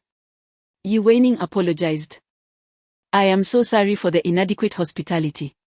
The servants informed me that you were leaving, so I hurried out. Pei Zhenshue remarked, my family has little of worth. But these ink chrysanthemums are splendid, perfectly suited for presenting to a beauty. Not at all, I noticed you were occupied, so I refrained from intruding. Only to find I still have. Jiang Shiwan smiled apologetically. Throughout the entire banquet, Pei Zhenshue had accompanied Jiang Shiwan, while Yu Weining busily introduced her to friends. And Jiang Shiwan had not enjoyed herself so thoroughly in a long time. Pei Zhenshue stepped forward, linking her arm with Jiang Shiwan's, leaning her little face against her. How can time pass so swiftly?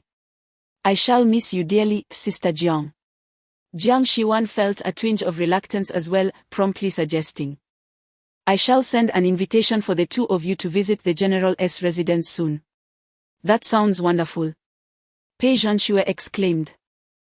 I have heard that your general's residence possesses a tiger skin, with the head intact, displayed as if alive and imposing. Is it true? Hongdo interjected, indeed. It is true. It was once the prized possession of our fierce tiger stronghold. Yesterday, the matron mentioned it would be brought out as a dowry for my mistress.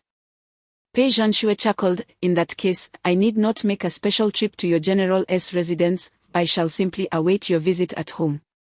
Jiang Shiwan's cheeks flushed slightly, yet she felt a warmth in her heart.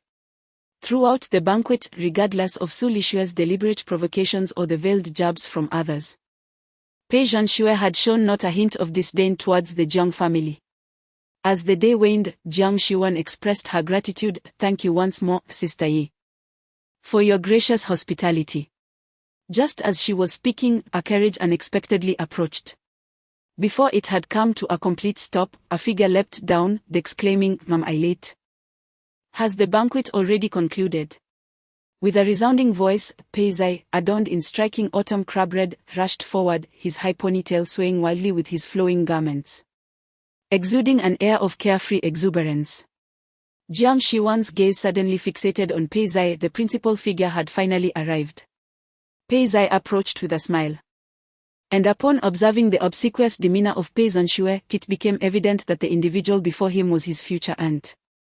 Pei Zai quickly composed himself, offering Jiang Xiwan a charming smile, hoping that once she entered the family, she would be able to rein in his uncle, preventing him from being overly harsh.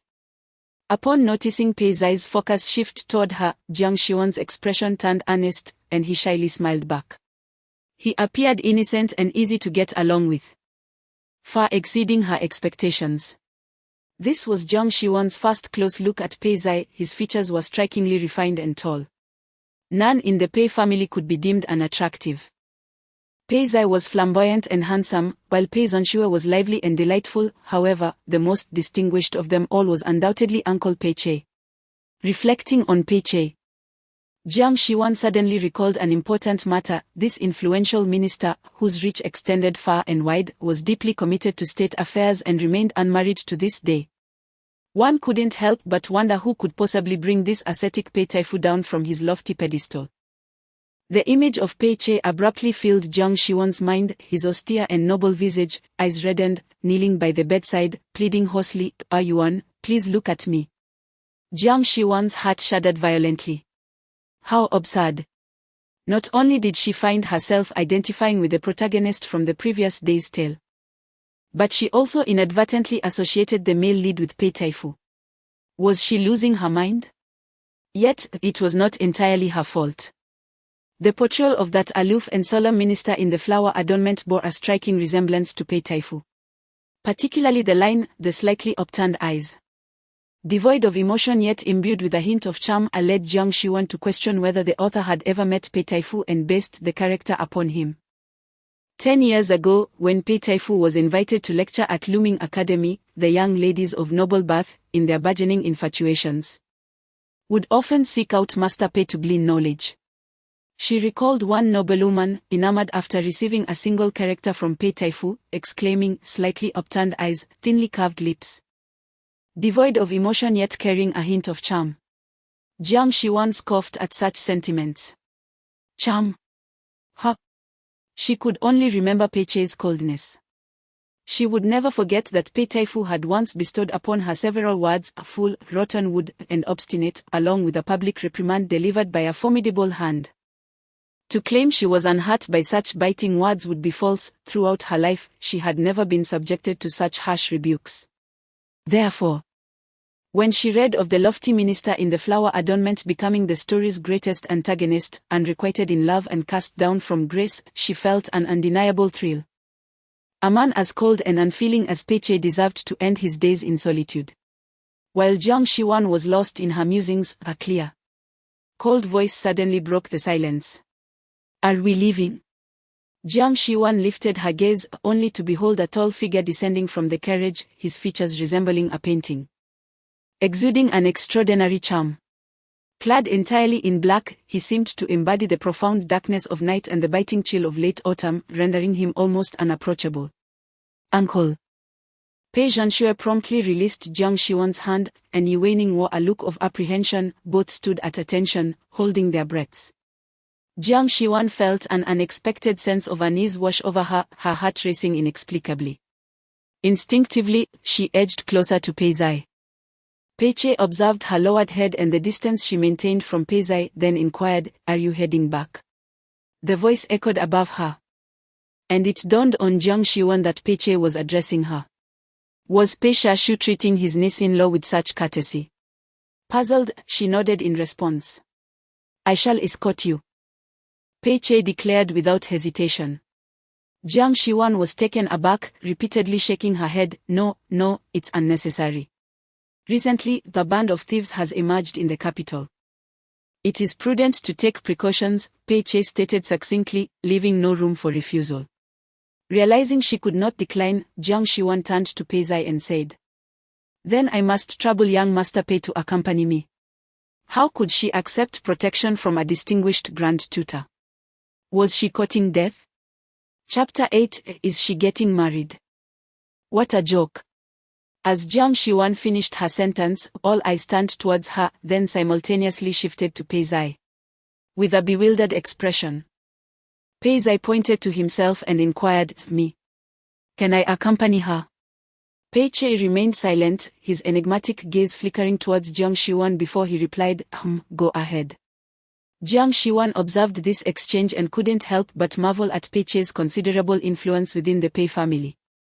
Did Pei Zai truly require Pei Che's approval even for such a simple gesture as escorting someone? Lost in thought, she bowed respectfully to Pei Che and then turned to board the carriage. Pei Zai mounted his horse and, accompanied by 2 servants from the Yi family, followed behind the carriage to ensure Jiang Shiwan's safe return to her residence. As they departed, Pei Zonshui suddenly experienced a moment of clarity. What had Jiang Shiwan called Pei Zai just now? Mr. Pei. Could it be that her earlier inquiries had also pertained to Pei Zai's preferences? Surely, Jiang Shiwan could not be under the impression that she was marrying Pei Zai. No way. As this thought crossed her mind, Pei Zonshui quickly shook her head. How could such a significant matter be misinterpreted by the Jiang family? At the Wenyuan market, Shen Luchu and Su Laila were still awaiting Jiang Shiwan's apology. Su Laila, with her gaze lowered, voiced her grievances. "Sister Jiang has always looked down upon me. It is one thing for her to have an opinion about me, but she should never publicly insult you, my lord." After speaking, Su Laila suddenly appeared to have said something inappropriate, covering her mouth and ceasing her words. Shen Luchu lifted his eyes to her. "What did she say about me?" Avoiding his gaze, Su Laila hesitated until her maid stepped forward. "Young Master Shen, Jiang Shiwan publicly insulted you, calling you a filthy creature." Upon hearing this, Shen Luchu felt a surge of anger boiling within him, culminating in a rush to his head. What did she say? Filthy creature. Well, Jiang Shiwan. It seems your courage has grown in my absence.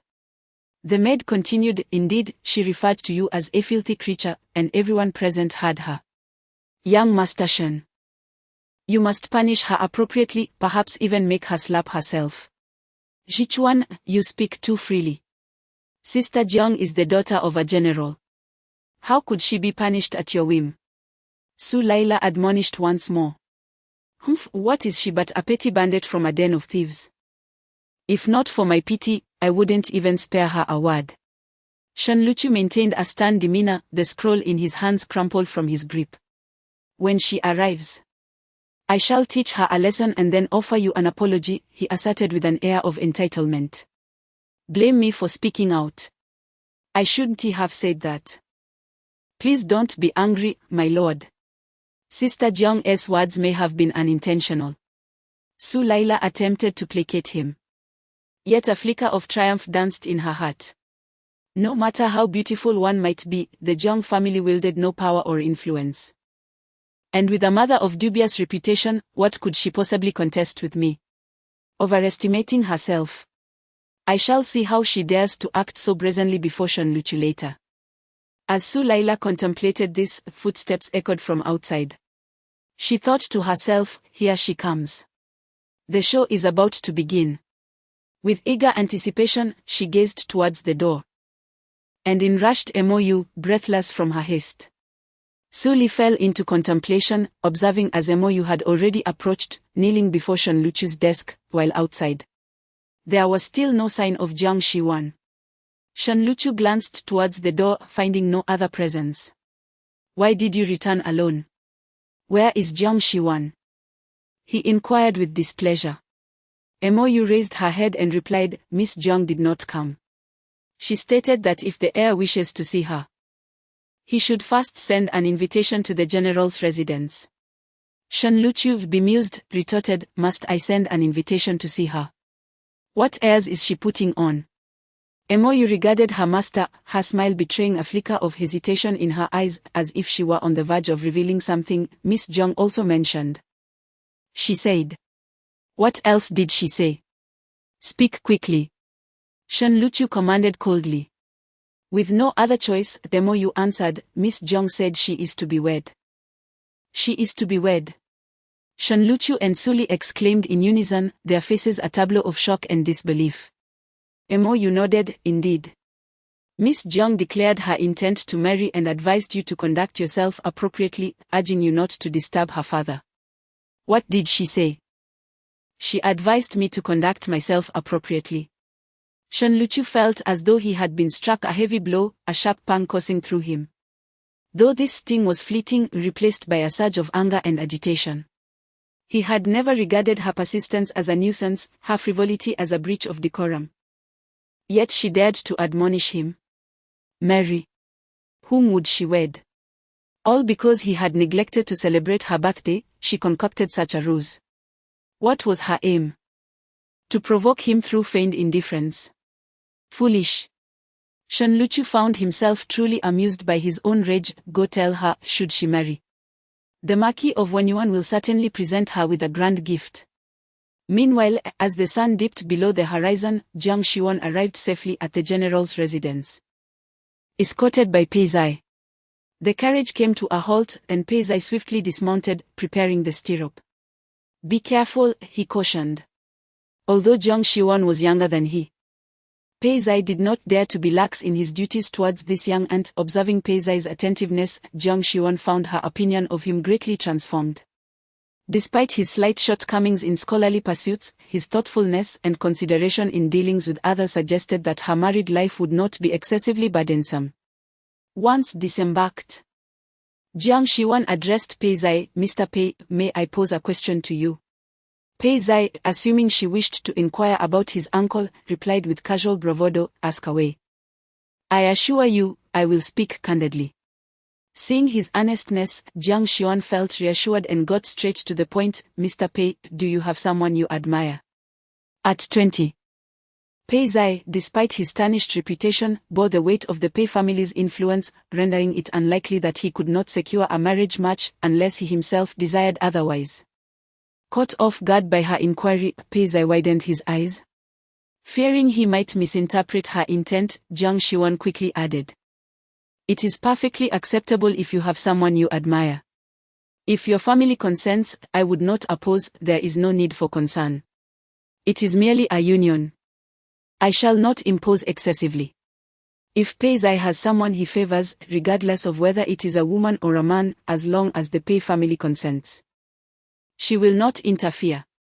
Pei Zai was taken aback by the direct inquiry and replied foolishly, if you wish to oppose, that is not out of the question. Who is she? She is the esteemed wife of Pei Chei's tutor. His father has staked his life on the condition that he follows his uncle for 2 years of training. His very existence hinges upon the whims of Pei Taifu's household. As a junior, he must undoubtedly obey her every command, following her lead. Jiang Shiwan was momentarily stunned by his response. What does it mean? Could it be that Pei Zai desires to form a loving couple with her, to cultivate genuine feelings? That thought indeed burdened her heart. She simply wished for the Pei family to support her cousin when needed, to lend him a helping hand. After ensuring Jiang Shiwan's safe arrival, Pei Zai felt it unnecessary to linger any longer, turning to take his leave, riding off with his entourage. Watching him depart, Jiang Shiwan also turned to enter the door. At that moment, not far off at the alley's entrance, Su Laila stood in shock. Jiqing, I must not have seen correctly. Was that really Pei Zai escorting Jiang Shiwan just now? The maid observed. It appeared to be the young master of the Pei family, Pei Zai. Jiang Shiwan declared her impending marriage, but Su Laila was utterly unconvinced. Such a feeble tactic of feigned pursuit was laughable.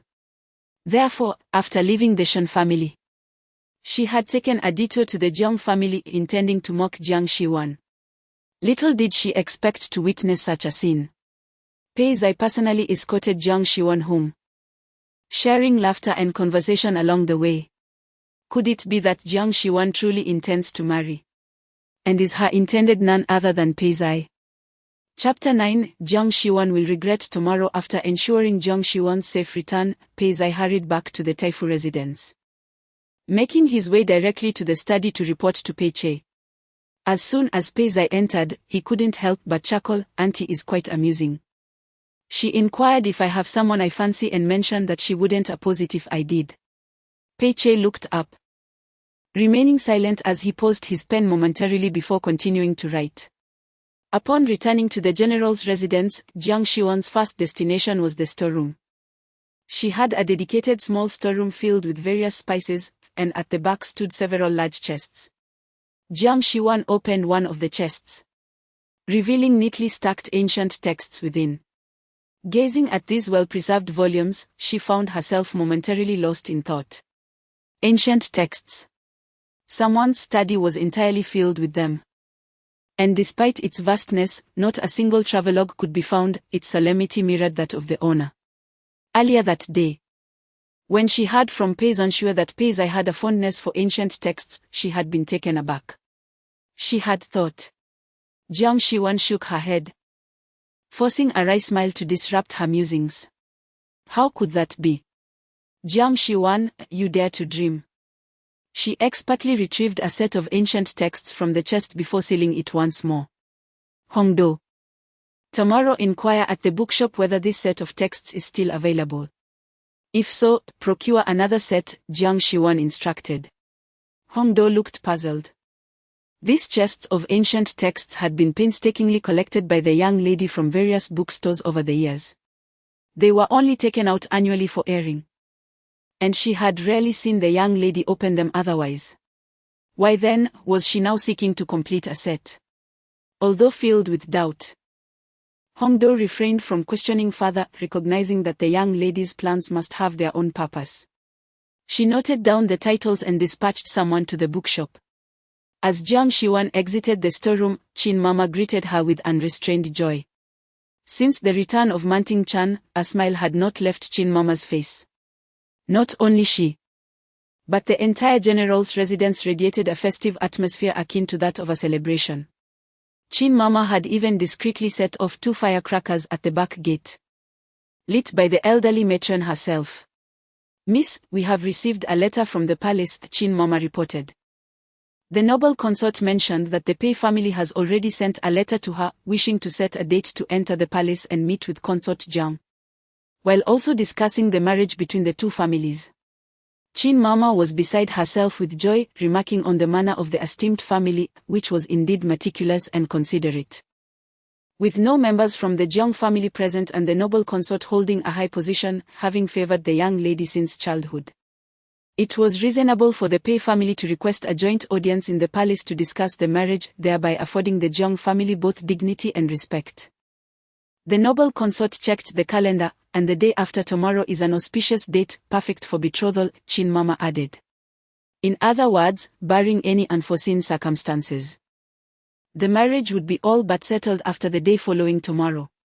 As Qin Mama spoke, she discreetly observed Jiang Shiwan's expression. Understanding the concerns that lingered in Qin Mama's heart, Jiang Shiwan smiled. This marriage is splendid, I shall defer to my aunt's arrangements.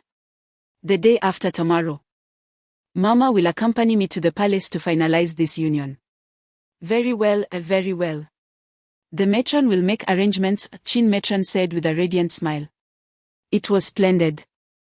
Her young lady's fortunate days were finally approaching. After confirming the details of her upcoming visit to the palace with Qin matron, Jiang Shiwan turned and immersed herself once more in the fragrance chamber. Pei Zai had gifted her a collection of stories along with an array of delicacies. Jiang Shiwan contemplated returning the favor, intending to craft another blend of incense for Pei Zai. Given his flamboyant and unrestrained character, a rich and robust dragon saliva incense would suit him perfectly. Being unique in the capital, it symbolized her heartfelt intentions. In the blink of an eye, night fell. Within the halls of the Wenyuan Market, Shen Luchu grasped a book, yet his gaze was fixated on a fragrant sachet resting upon the writing desk. And he suddenly let out a scoff. Mo Yu, who was attending him in the study, looked up in confusion. Shen Luchu tossed the book aside, a smirk playing at the corners of his mouth. He couldn't concentrate at all. The mere thought of Jiang Shiwan announcing her impending marriage made him want to laugh. Mo Yu, do you think Jiang Shiwan will have regrets by tomorrow? Shen Luchu inquired abruptly. Mo Yu, perplexed by his master's thoughts, found it impossible to decipher. Was the young master truly concerned or indifferent? If he cared, why had he shown no signs upon hearing the eldest Miss Jong's marriage announcement? Conversely, if he was unconcerned, Mo glanced at the book on the table, noting it was still on the same page as earlier in the morning. If he was indifferent, why had the young master appeared so distracted all day, unable to focus even on a single page of reading? Yet, the lady had decreed that from this moment forth, the young master's studies took precedence above all else, and no one should disturb his preparation for the imperial examination. Anyone who dared to interfere would be ruthlessly dealt with. Just the other day, the tea servant, Xiao Chui, had been dismissed for merely dressing too flamboyantly, accused of deliberately distracting the young master. The lady's expectations for the young master's examination were well known throughout the marquisate. Mo shuddered at the thought. If the young master failed to achieve success, he, as the close attendant, would undoubtedly face dire consequences. The lady would surely vent her frustrations upon him. Mo shivered, suppressing his questions, and continued in accordance with Shenluchu's tone, "There is no need to wait until tomorrow. I believe Jiang Shiwan is already regretting her bold claim and is likely to be restless tonight. Why fabricate such a lie? It's bound to backfire." As soon as he finished speaking, Shenluchu's expression softened, and he resumed reading. Encouraged, Mo continued, "Such a colossal deception will surely lead to an interesting conclusion. I predict that Jiang Shiwan, realizing her ploy fails to provoke you, will be flustered and come seeking your explanation tomorrow. Rest assured, my lord. Everyone knows how deeply she is enamored with you. Her ruse is merely a reaction to your closeness with Miss Su." As Mo spoke, he ground ink and then handed the brush to Shenluchu. The young master accepted the brush and, with a flurry of inspiration, completed an essay in less than the time it takes to brew a cup of tea. Chapter 10. I want to witness the amusement of Jiang Shiwan. Shenluchu awoke refreshed after a restful night and, following breakfast, was visited by Zhou Jingshan, who invited him to the book market. "I shall not attend. I intend to remain at home to enjoy the spectacle." "What spectacle?" Shenluchu recounted Jiang Shiwan's declaration of her intention to marry, treating it as a jest, sharing it with Zhou Jingshan. Zhou Jingshan, caught between laughter and tears, exclaimed, "Did she truly say that? Does she fabricate tales without a moment's hesitation? Is she not afraid of being humiliated?" Intrigued by how Jiang Shiwan would conclude her audacious claim, Zhou Jingshan decided to stay and witness the unfolding drama. Zhou Jingshan harbored a modicum of disdain for Jiang Shiwan. Her father was a warrior and her mother a bandit. There were no respectable figures in her lineage. Were it not for the presence of the favored Jiang Guifei in the palace, the Jiang family would scarcely be acknowledged in the capital.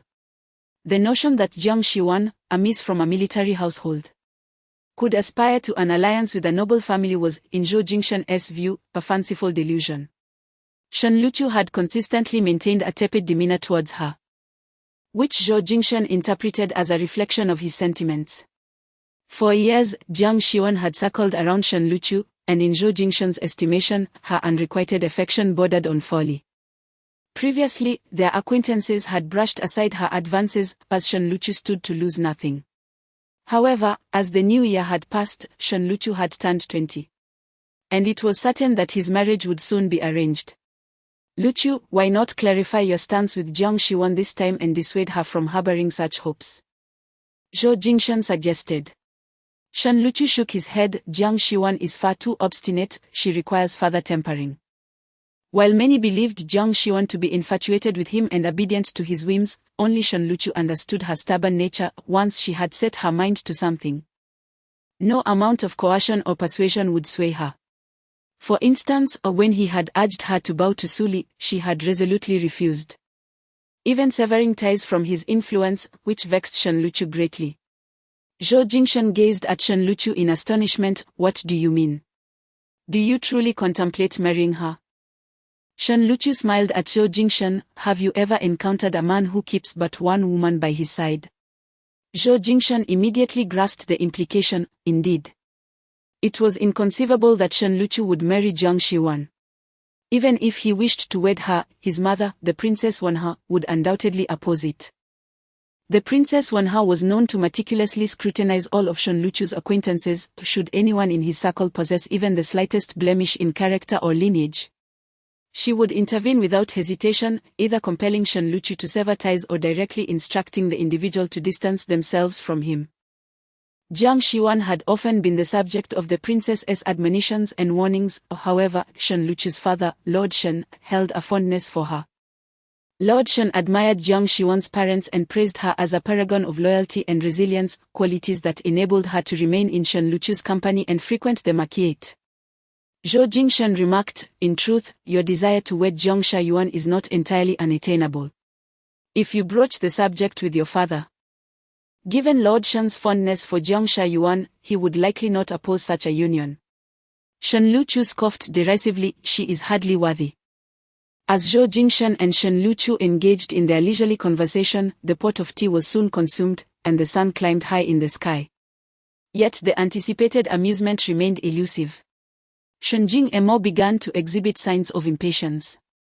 Zhou Jingshan could not help but murmur, "Why hasn't Jiang Xiuan arrived yet?" Reflecting on their previous encounter at the Shengting Chan, he suddenly realized, it has been 5 days. 5 whole days since I last saw Jiang Xiuan. Such a prolonged absence was unprecedented. She would typically find an excuse to appear before Shen Luchu. And the longest interval had been merely 3 days, which was due to her contracting a cold, fearing that her illness might trouble Shen Luchu. Could it be that Jiang Xiuan is truly considering marriage? Impossible. Zhou Jingshan speculated, but before he could finish, he was abruptly interrupted by Shen Luchu's sharp voice. Startled, Zhou Jingshan turned to see Shen Luchu's grave expression, his brows furrowed in evident fury. What is this expression? Is he truly agitated? Zhou Jingshan chuckled lightly, "Luchu, why are you so anxious? I merely spoke in jest." Shen Luchu, now aware of his own lapse, retorted coldly, "Anxious? Hardly. I simply believe Jiang Xiuan has grown increasingly audacious. Just yesterday, she bullied Su Liluo and, when offered an opportunity to apologize, she turned a deaf ear. Truly ignorant of propriety." Shen Luchu elaborated. "It seems she has yet to grasp the gravity of the situation. Let us wait a while longer, perhaps she is already on her way." Zhou Jingshan concurred. "Let them indulge in their own affairs." Chapter 11, Jiang Xiuan, are you truly about to wed? As Shen Luchu and Zhou Jingshan awaited Jiang Xiuan's apology with eager anticipation, she was preparing to visit the Pei residence. To her surprise, as the carriage entered the bustling marketplace, she spotted the striking figure of Pei Zai amidst the crowd. Clad in flamboyant pink attire, his hair elegantly styled and adorned with a dazzling golden crown. He held a fiery red persimmon in one hand while resting the other on his hip, tilting his head in curiosity as he gazed at something unknown. Jiang Xiuan halted the carriage, lifted the curtain, and called out, "Young Master Pei." Pei Zai turned his head at the sound. Chapter 12, Who wants to see Shen Luchu's arrogant countenance? Su Liruo suddenly appeared, her face a mask of astonishment as she inquired. She had originally intended to seek out Shen Luchu, anticipating that Jiang Xiuan would soon go to Shen Luchu to offer an apology. It was the perfect opportunity for her to administer some eye drops.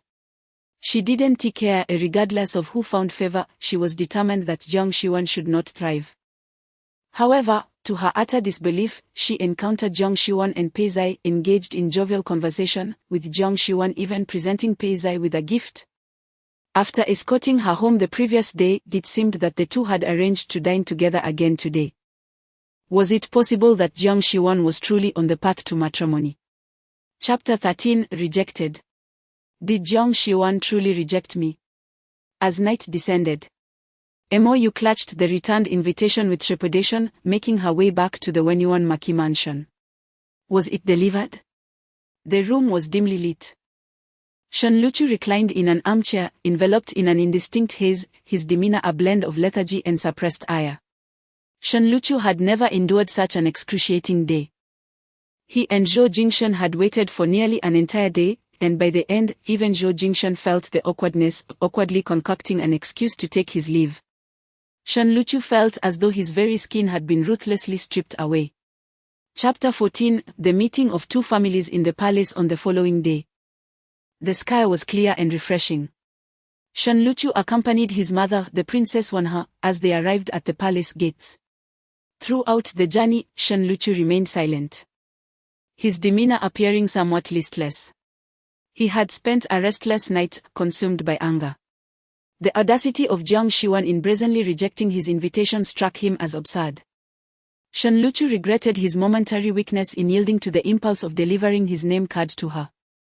This was undeniably a splendid opportunity to challenge her stubbornness. Chapter 15: The Death of Reputation. My fiancé is actually the esteemed Pei Taifu. The imposing figure of Yingting Tuoba strode into the hall, having just emerged from the Golden Luan Hall after court. Clad in a regal purple official robe and adorned with a black official hat, he exuded an aura so formidable that it deterred any direct gaze. Just as Jiang Shiwan was about to avert her eyes, Pei Che glanced in her direction, capturing her attention instantaneously.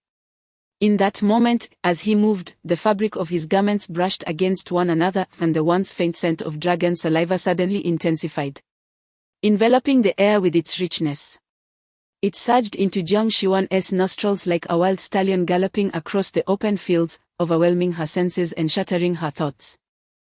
Chapter 16: At this moment, Shen Luchu and Princess Wanha traversed the imperial garden. Shen Luchu gazed at the palace in the distance, a look of confusion crossing her face. It was not the imperial study ahead, but rather the Chongchun Palace of Consort Lon.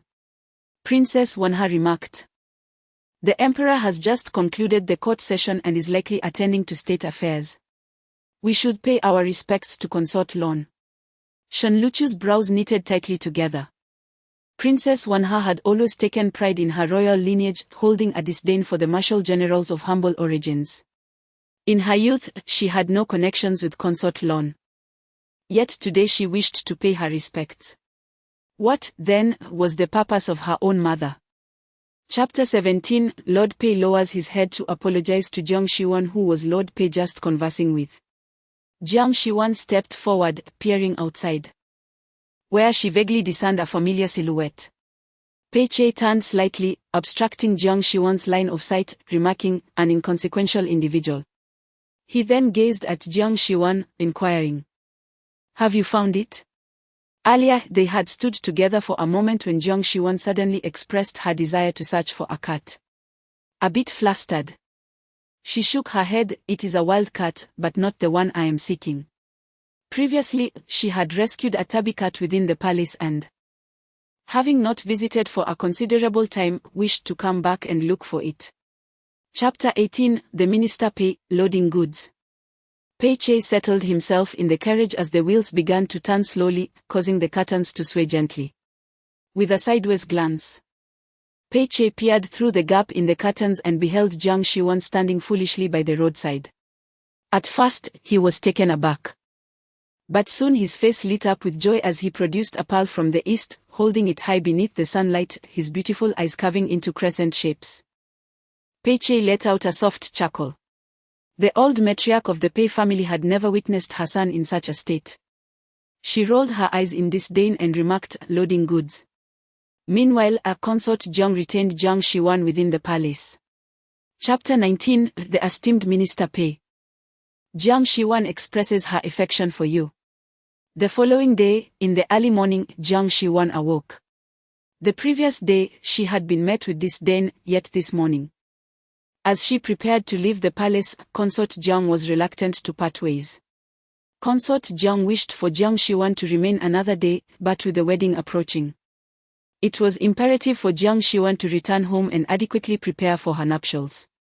Moreover, since she was to marry the esteemed Minister Pei, her elevation in status was merely a matter of time, and there would be ample opportunities to enter the palace in the future. Thus, after they finished breakfast together, Consort Jiang dispatched 2 palace maids, who carried the carefully prepared gifts, to escort Jiang Shiwan out of the palace and back to her residence.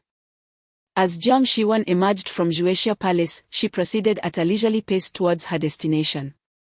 Chapter 20: Jiang Shiwan, the esteemed Pei Taifu you admire is approaching you. At the sound, Jiang Xiwan turned to look, and not far away on the stone path stood a group of civil and military officials clad in official robes. At the center of this assembly, tall and graceful, was none other than Pei Che, the Taifu whom she had repeatedly mentioned. It was too late to cover her mouth. All Jiang Xiwan yearned for was to find a hole in the ground to hide herself. Yet, the mischievous Xie Ruoruo family grasped her hand, preventing her escape. In a moment of panic, Jiang Xiwan had no choice but to muster her strength and drag Xie Ruoruo into the nearby thicket. No one saw. No one saw. Jiang Xiwan concealed herself among the foliage, burying her head in her knees, fervently praying. Chapter 21, Good Friends. Yet also unreliable allies. Jiang Xiwan gazed at the hand before her, broad in palm, with long fingers. Her heart inexplicably skipped a beat. Thank you. She did not dare to place her hand directly in his palm. Instead, she rested it gently upon his wrist, separated by the fabric of his official robe. With Pei Che's assistance, Jiang Xiwan emerged from the thicket, only to retract her hand swiftly as if scalded. Observing her withdrawal, Pei Che appeared contemplative. Shall we return to Jiaxia Palace for a freshening up? Jiang Xiwan, taken aback, shook her head and turned, walking away for a distance. Chapter 22, Master Pei must loathe himself. Jiang Xiwan quietly trailed 2 steps behind Pei Che, not daring to gaze at the figure ahead. Her eyes remained fixed on the shadow of Pei Che cast upon the azure stone bricks, as they made their way toward the palace gates. The silhouettes of the two, one following the other, bore a striking resemblance to a scene from a decade ago at Looming Academy, where Pei Che had taken her to face punishment for her misdeeds in her studies. Pei Che cherished tranquility and adhered fervently to decorum, while she was perpetually embroiled in trouble, fueled by her defiance. She could not comprehend why he would confiscate her cat, nor why he assumed the role of her mentor. After all, he was merely 16, the same age as her cousin. What right did he have to assume such an adult demeanor? Thus, Chapter 23, Is it too late to call off the wedding? Pei Che glanced once more at the distance between them, his furrowed brow relaxing into its usual composure. The sunlight streaming through the gap in the curtain seemed to plunge into the depths of his gaze, illuminating it with a soft radiance. So, do you intend to avoid me in this manner indefinitely? What will happen after we are wed? Pei Che regarded her, the light dancing in his eyes and illuminating her fair, exquisite face. Since they had boarded the carriage, the blush on her cheeks had yet to completely fade. Jiang Xiwan pressed her lips together, her gaze lowered, the thick lashes casting a delicate shadow upon her face, as if lost in contemplation. Chapter 24, The Rules of the Pei Family. Under the luminous moon, the entire capital is shrouded in a thick veil of night, enveloped in tranquility, with the distant sound of the night watchman's bell approaching and receding. As the clock strikes the 3rd watch, Shen Luchu turns restlessly in bed, finding sleep elusive. Not only is he unable to slumber, but his head also throbs painfully, and a sense of agitation grips his heart. With a sudden movement, he sits upright, irritation coursing through him, and calls out, "Someone." The servant Mou, who had just begun to doze off in the outer room, is instantly roused by the call and pushes the door open, inquiring, "What does the young master command?" Shen Luchu sits at the edge of the bed, his expression stern, and issues his command in a sharp tone. Chapter 25, Laughter in Silence. The overly formal bow left the esteemed grand tutor momentarily taken aback. "Did you not sleep well last night?" The sudden display of concern rendered Jiang Xiwan momentarily speechless. However, she quickly regained her composure, straightening up and touching her eyes. How could Grand Tutor Pei's gaze be so astute, discerning even the slightest hint of dark circles? "Oh, I stayed up late reading a book," Jiang Xiwan replied. "That book must have been exceedingly dull," Pei Che remarked. Jiang Xiwan gave a sheepish smile, inwardly lamenting how. Chapter 26, The esteemed Grand Tutor Pei is to be married. Su Liruo's attention was entirely captivated by Jiang Xiwan. Completely oblivious to the presence of another individual beside her, none other than the illustrious Grand Tutor.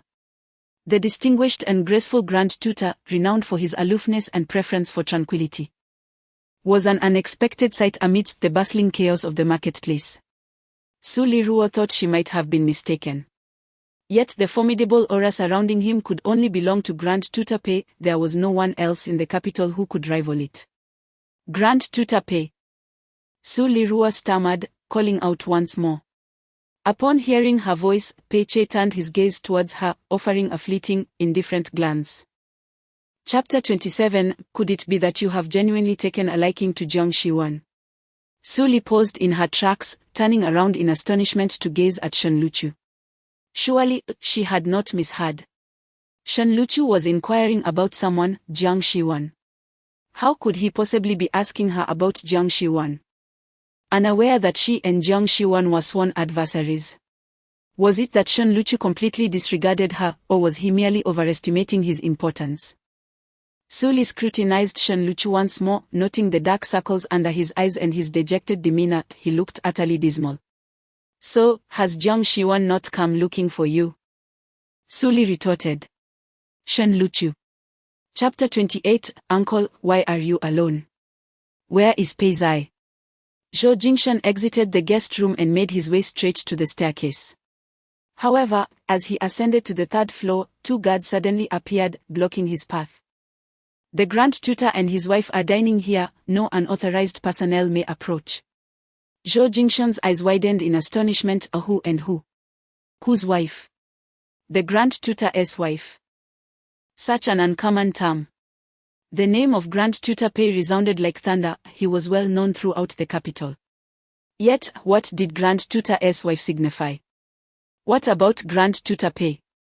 Chapter 29. Is Uncle here to be our matchmaker? Pei Che furrowed his brow and spoke softly. You are intoxicated. Jiang Shiwan straightened her posture abruptly, shaking her head vigorously as if it were a rattle drum. No, I haven't been drinking. How could I partake in alcohol on such a significant day for both families? Feeling that her previous response lacked the gravity befitting the occasion, she quickly assumed a more demure demeanor, her hands neatly folded before her. I assure you, I seldom touch a drop of liquor, truly. Pei Che observed her swaying posture. A bemused smile creeping onto his face.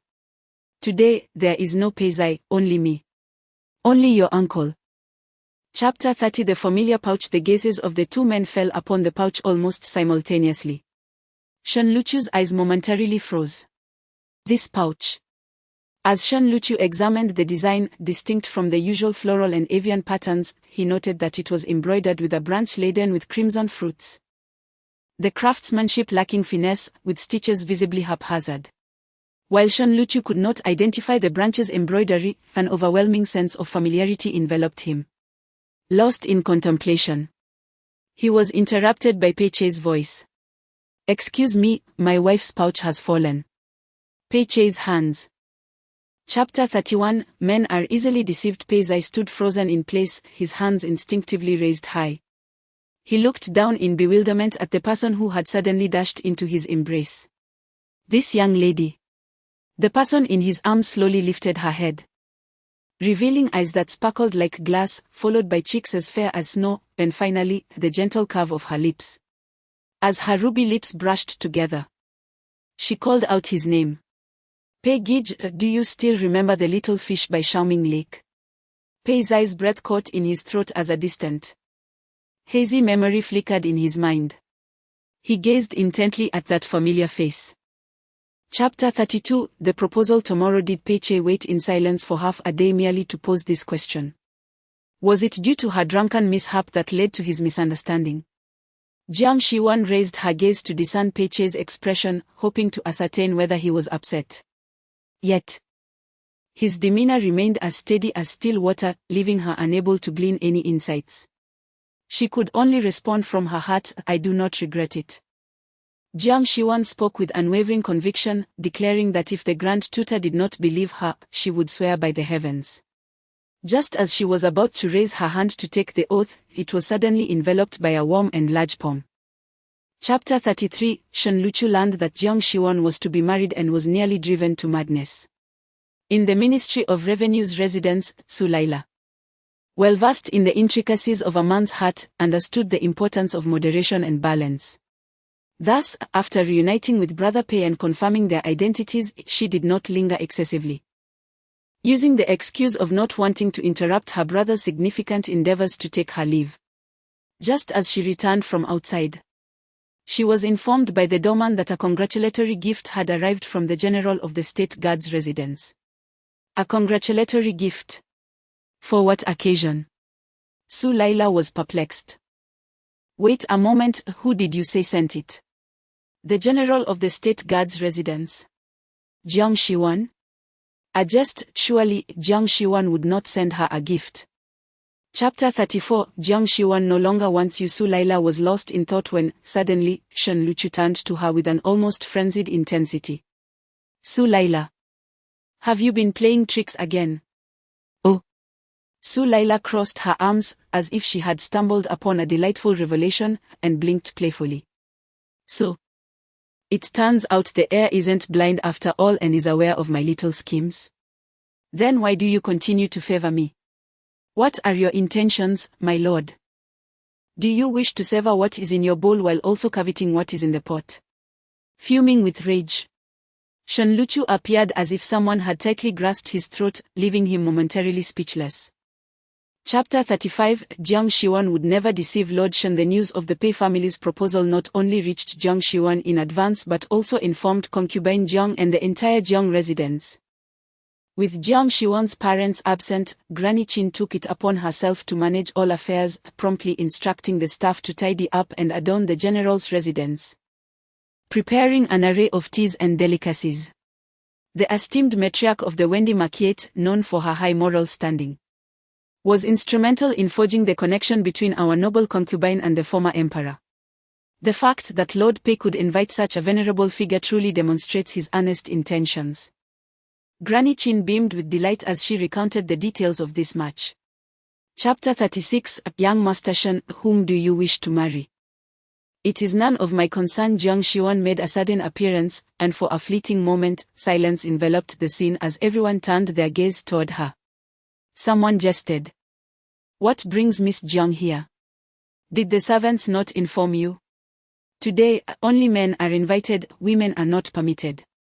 The men scrutinized Jiang Shiwan, their eyes brimming with mockery and disdain.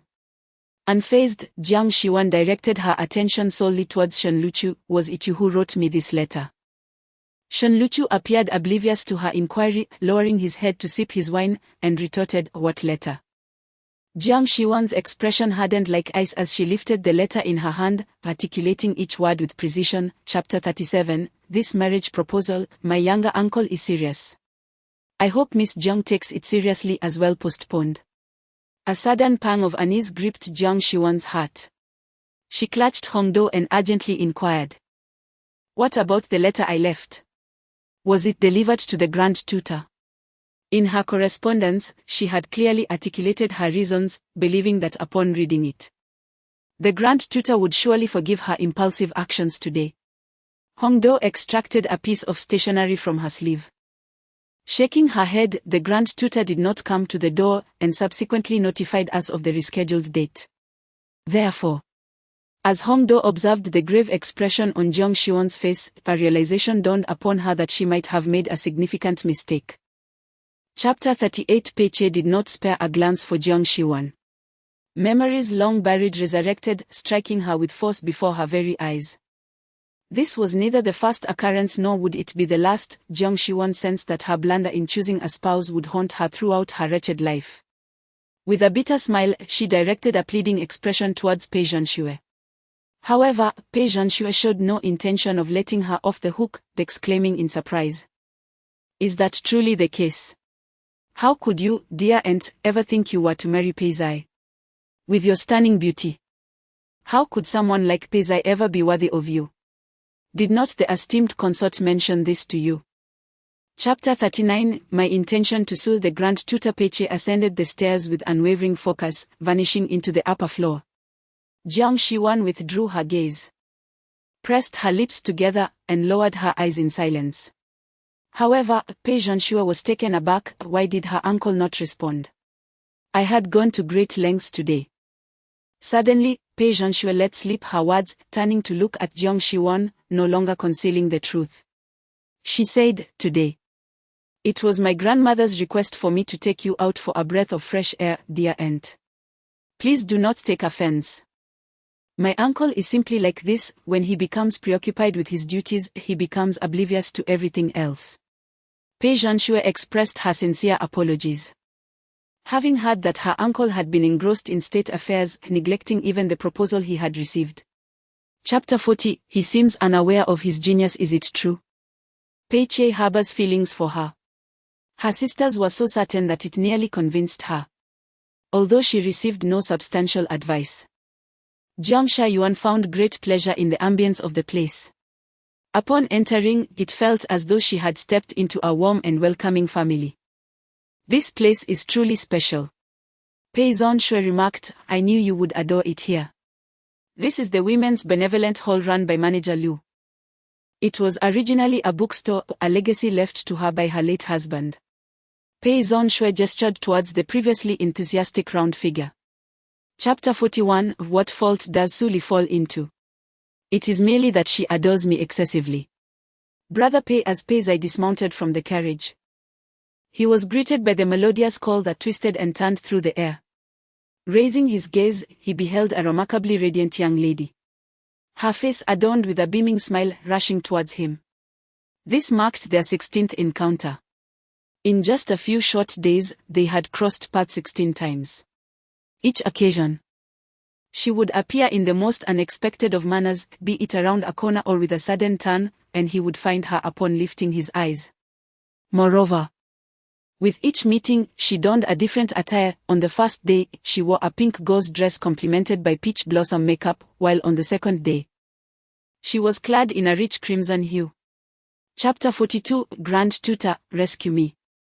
I could only watch helplessly as Pei Zai dashed away like a gust of wind. With no other option, I returned to my perch on the haystack, idly gazing at the cobwebs adorning the window. Hardly had I settled when the sound of approaching footsteps echoed from outside the cell. It was not a solitary figure, but a throng of individuals, anxiously trailing behind a man. Pei Che had arrived, accompanied by the pale-faced Pei Zhanxue. Upon spotting Jiang Shiyuan, Pei Zhanxue hurriedly approached the cell, whispering, Sister Jiang. Jiang Shiyuan rose to her feet, grasped her hand, and offered her a warm smile. Chapter 43, to take a step back, does that absolve the Grand Tutor from blame? Pei Che raised his eyelids and looked at her, who was bowing her head, appearing timid and contrite, which amused him. Do you think you are without fault? Just moments ago, you were so self-assured, believing yourself to be quite valiant, even impersonating someone else. Jiang Shiyuan gazed at him and nodded, I have erred, and gravely so. I should not have gone to meet another when the Grand Tutor came to propose. Pei Taifu fell silent. The study was so quiet that one could hear a pin drop. Jiang Shiyuan quietly observed Pei Che's expression, waiting for his verdict. She was unaware of his thoughts. And the atmosphere grew tense. Chapter 44, I merely forgot, and I did not misspeak, so why should I apologize? The last time at Tangxiangju, Zhou Jingshan was unexpectedly called away and thus failed to observe Pei Taifu as he descended the stairs. He had repeatedly instructed Shen Luchu to take a glance. But Shen Luchu completely disregarded him. Today, while attending to business, Zhou Jingshan happened to pass by the Taifu residence, and a surge of curiosity welled up within him, prompting him to steal a few glances in that direction. To his astonishment, he actually encountered something. Zhou Jingshan heard someone faintly calling Madam at the entrance of the Taifu residence. And his ears instantly perked up. He leaned behind the car window, fearing detection, only. Chapter 45, Sweet Romance, First Kiss. The following day, in the early morning, the sky still twinkled with stars, shrouded in mist, as the lights of the Grand Tutor's residence flickered to life. Pei Che, adorned in a purple robe with a jade belt and golden hooks, strode confidently out of the gates, poised to ascend the carriage. Suddenly, the curtain was lifted, revealing a small head peeking out. Sending off the Grand Tutor for the morning court, Jiang Shiyuan called out cheerfully from within the carriage, kneeling as she raised the curtain. Pei Che halted, surveying her from head to toe. Sensing his gaze, Jiang Shiyuan glanced down at herself. Today she wore the male attire gifted by Pei Zhanxue. A light green long gown adorned with bamboo patterns, exuding an air of elegance. Chapter 46 Jiang Shiwan, I know you are inside, I have seen you. Suddenly, without any warning, the hand encircled her waist, pulling her back, and Jiang Shiwan fell into a broad embrace. Pei Chei's left hand clasped her waist, while his right hand traversed the nape of her neck, his distinctly shaped fingers intertwined with her hair, lifting her chin upward. Jiang Shiwan was compelled to tilt her head back, bearing the overwhelming tide of his emotions. Their lips met, breaths intertwined. Time seemed to stand still. Jiang Shiwan stared wide-eyed, frozen in place, with only the sound of her heartbeat echoing, each thump resonating like the beat of a drum, drowning everything else out. Chapter 47 The Little Tangerine. Her favorite treat, the carriage glided through the night, unhurriedly making its way toward the general's residence. Inside, two figures occupied opposite corners, one nestled within, while the other sat at the edge.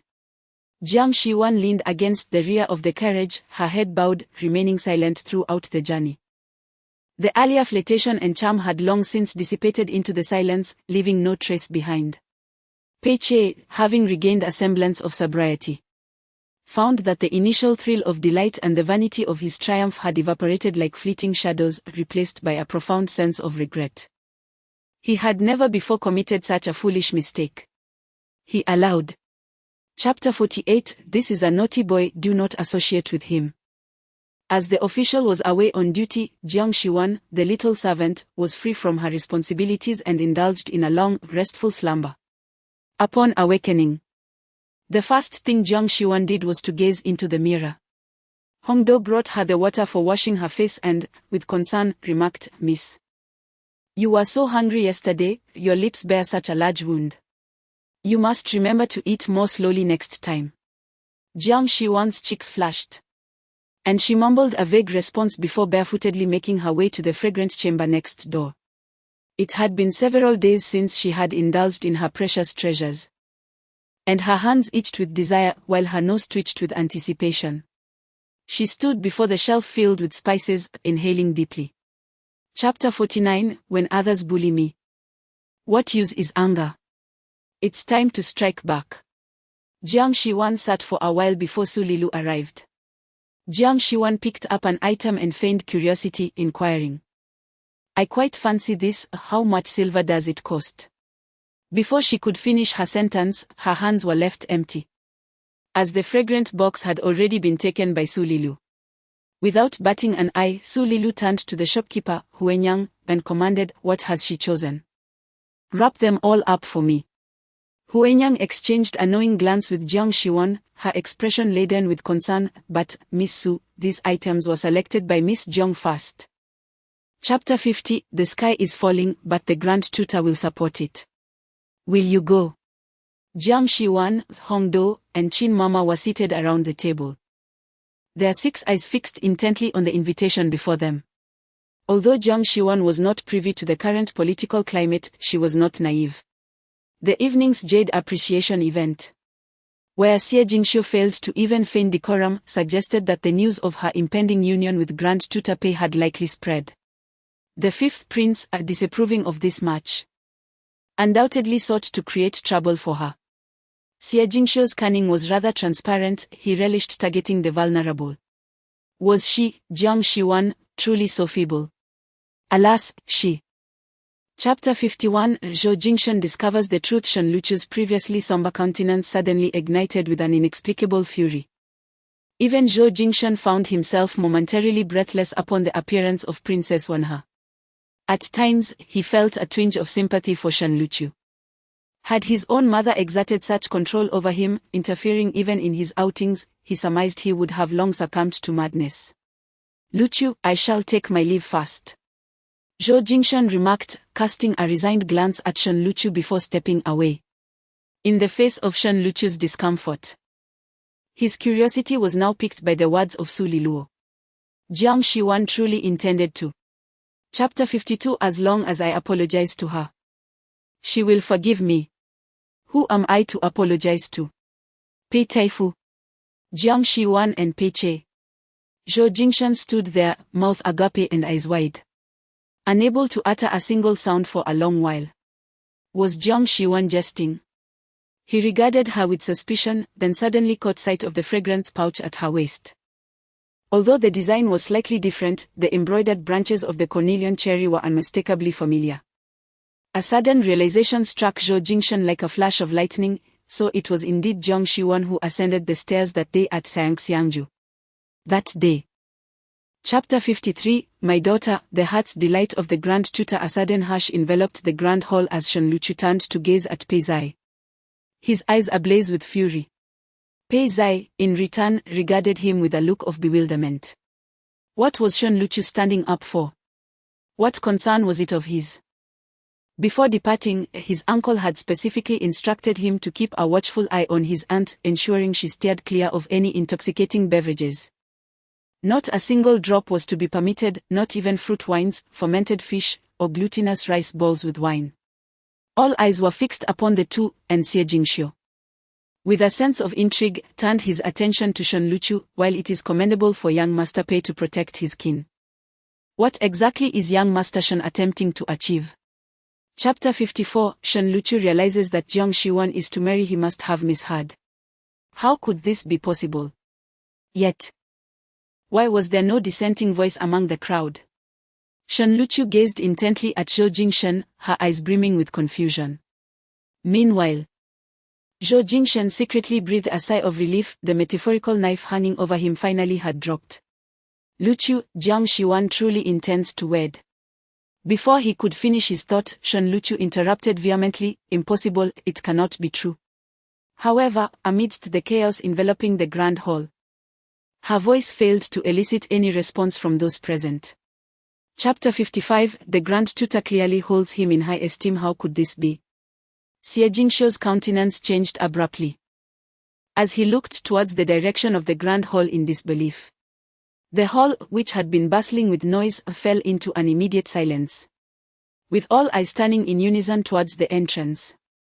There, accompanied by a measured cadence of footsteps, a tall and imposing figure approached with grace. Clad in a robe of purple gold and adorned with a crown of white jade, his long eyes subtly lifted as he surveyed the surroundings. The previously hushed hall suddenly felt as though it were shrouded in dark clouds, and the crowd instinctively held their breath. His gaze swept across the assembly, ultimately settling on a captivating silhouette at the back of the throng. Chapter 56, Jiang Shiwan, you have retrieved your general. Perhaps out of a desire to avoid embarrassment, the Grand Tutor spoke in such a manner. Just moments ago, when Shen Luchu rushed over, the air was thick with unfriendly gazes. Jiang Shiwan was perplexed by Shen Luchu's sudden outburst. She believed her stance was abundantly clear. Once they exited the grand hall and found themselves alone, Jiang Shiwan cautiously withdrew her hand and took a step back. Grand Tutor, there is no one left. Surely, the Grand Tutor must feel uneasy as well. She could sense the sweat emanating from his palm. She was not in a much better state herself, her own hand clammy with perspiration. Chapter 57, Your Study. Not an accident, but a deliberate fire in a secluded alley near the fifth prince's residence. Do not come any closer. Pei Zai halted at the alley's entrance. Refraining from advancing further, his gaze fixed upon a shadowy corner nearby. He had followed Su Liruo out, pursuing her to this quiet alley, initially intending to draw nearer. He was halted by the voice of a woman lurking in the shadows. Su Liruo sat on the ground, the night casting ambiguous shadows upon her figure. A mysterious heat surged within her, and she chuckled self-deprecatingly. This was her retribution. Fortunately, she. Chapter 58, Jiang Shiwan is merely Jiang Shiwan. There is no need to become anyone else. The carriage fell into silence. Pei Che pressed his lips together, gazing intently at the person before him. Even after a decade, the anguish and struggle reflected in her eyes when recalling the past remained vividly apparent. He had always believed that during that time, Jiang Shiwan's thoughts were solely consumed by mischievous antics in his villa, preoccupying herself with how to feign ignorance to prompt him into doing her assignments. It turns out that a child's thoughts can be profoundly sensitive. Perhaps it was not her excessive sensitivity, but rather his own pretentiousness. Relying on a smattering of knowledge from a few books, he had taken it upon himself to play the role of a teacher to others. Chapter 59 The Emperor, have you punished your wife? Pei Taifu, I cannot bear to do so. Mother, what did you just say? Shen Luchu suddenly rushed forward. Grasping the hand of Princess Wenha, her eyes shimmering with a peculiar brilliance.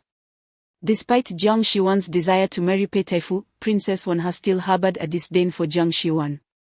Thus, it was fortuitous, as it eliminated a distraction and effectively extinguished Luchu's affections. 3 years ago, His Majesty summoned me to the palace and inquired whether I intended for Jiang Shiwan to become your legitimate wife. I declined, Princess Wenha stated.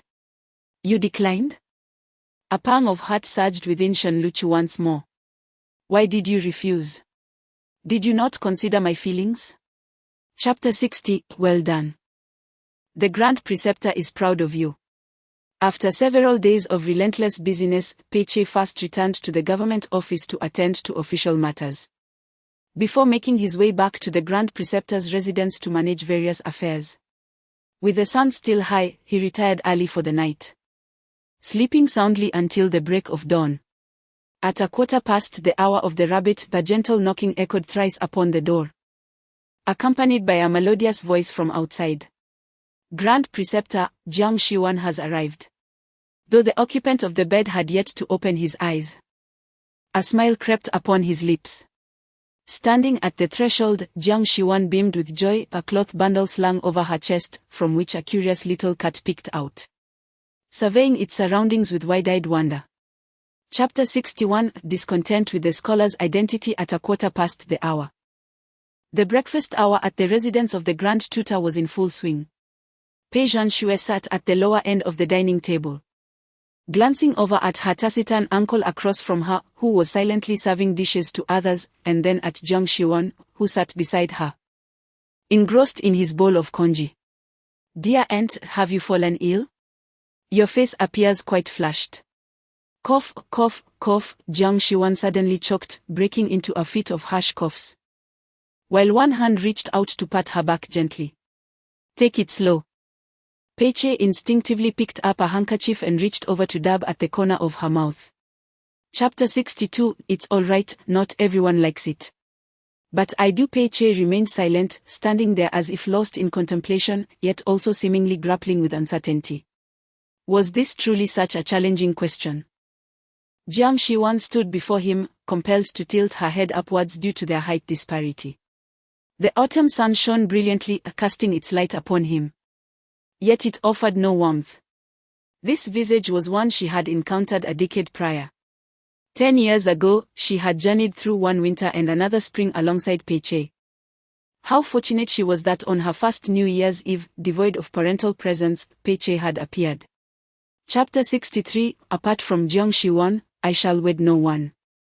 Shen Luchu remained silent throughout the journey, his already despondent visage now shrouded in an even deeper gloom, reminiscent of the eerie calm that precedes a tempest. The carriage came to a halt at the entrance of the Wenyuan Market, where Zhou Jingshun hastily disembarked, not daring to linger for a moment longer, and promptly urged the driver to turn about, fleeing in a whirlwind. He was genuinely frightened. The young master has returned. A servant from the gate came forth to greet him as Shen Luchu coldly entered the market. The rear courtyard was bustling with activity, as Princess Wenha instructed preparations for the following day's proposal to the Su family, with attendants busily arranging the items needed for the occasion. Chapter 64, When Minister Pei feels jealous, he is just like any ordinary person. As for the past, I believe there is no need to dwell upon it. Let us go riding.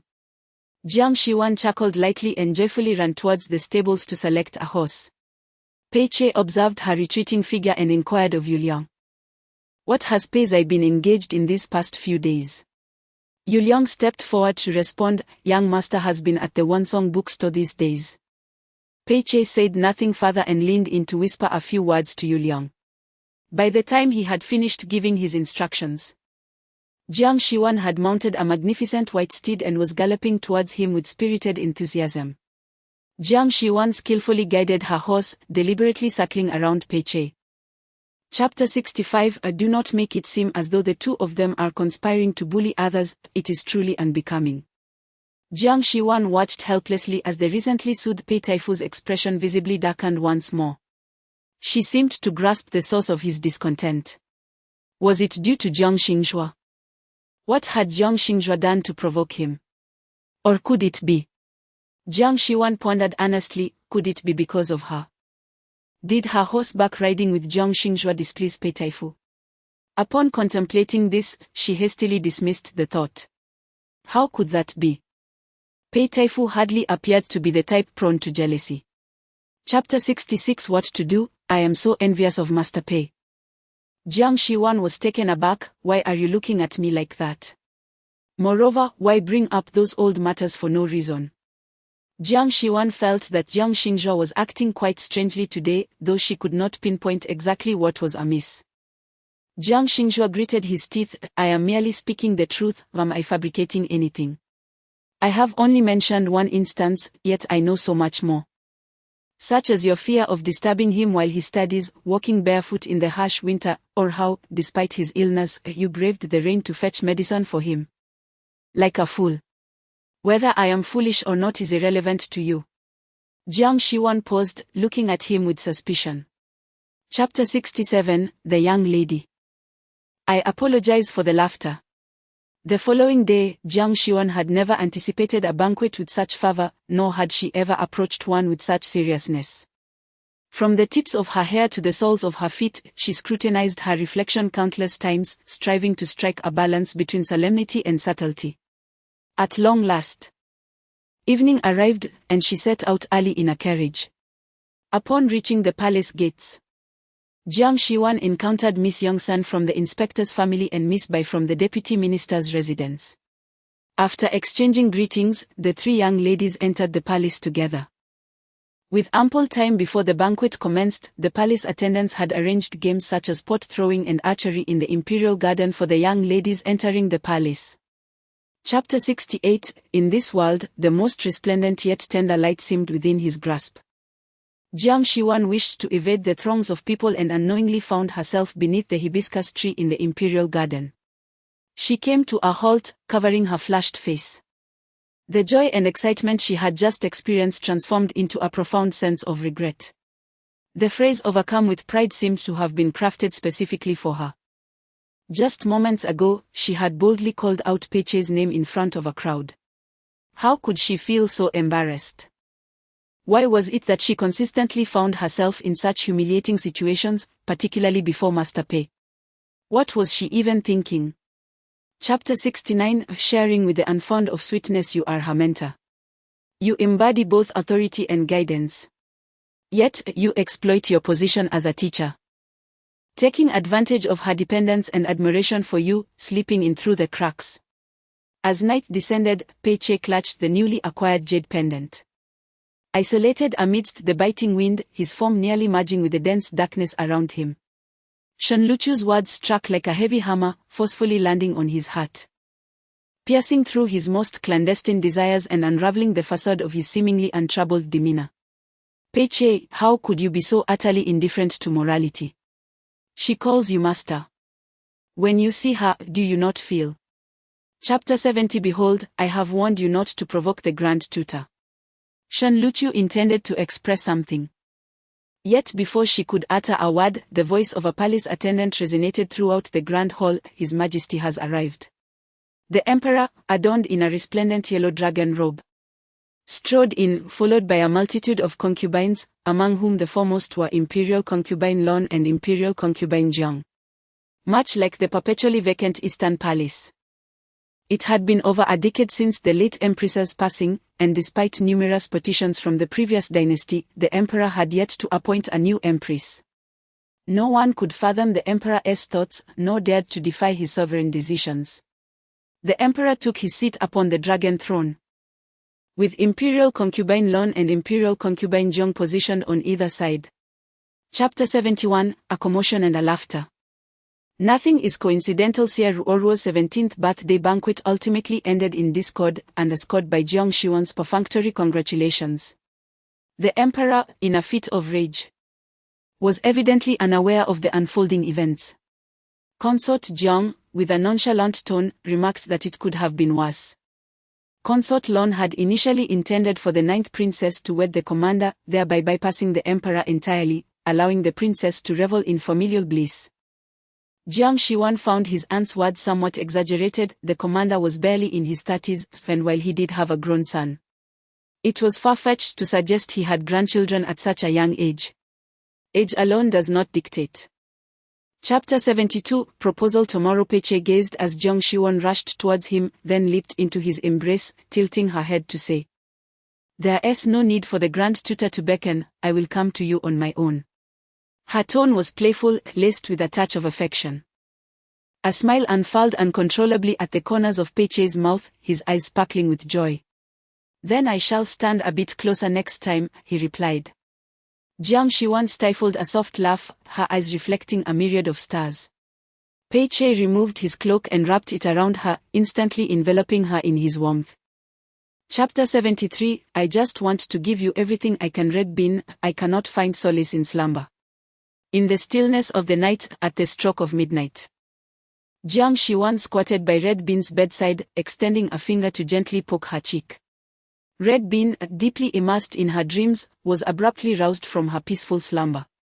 With her eyes still closed, she mumbled, "Can't sleep." "Then go sweep the floor and wipe the table."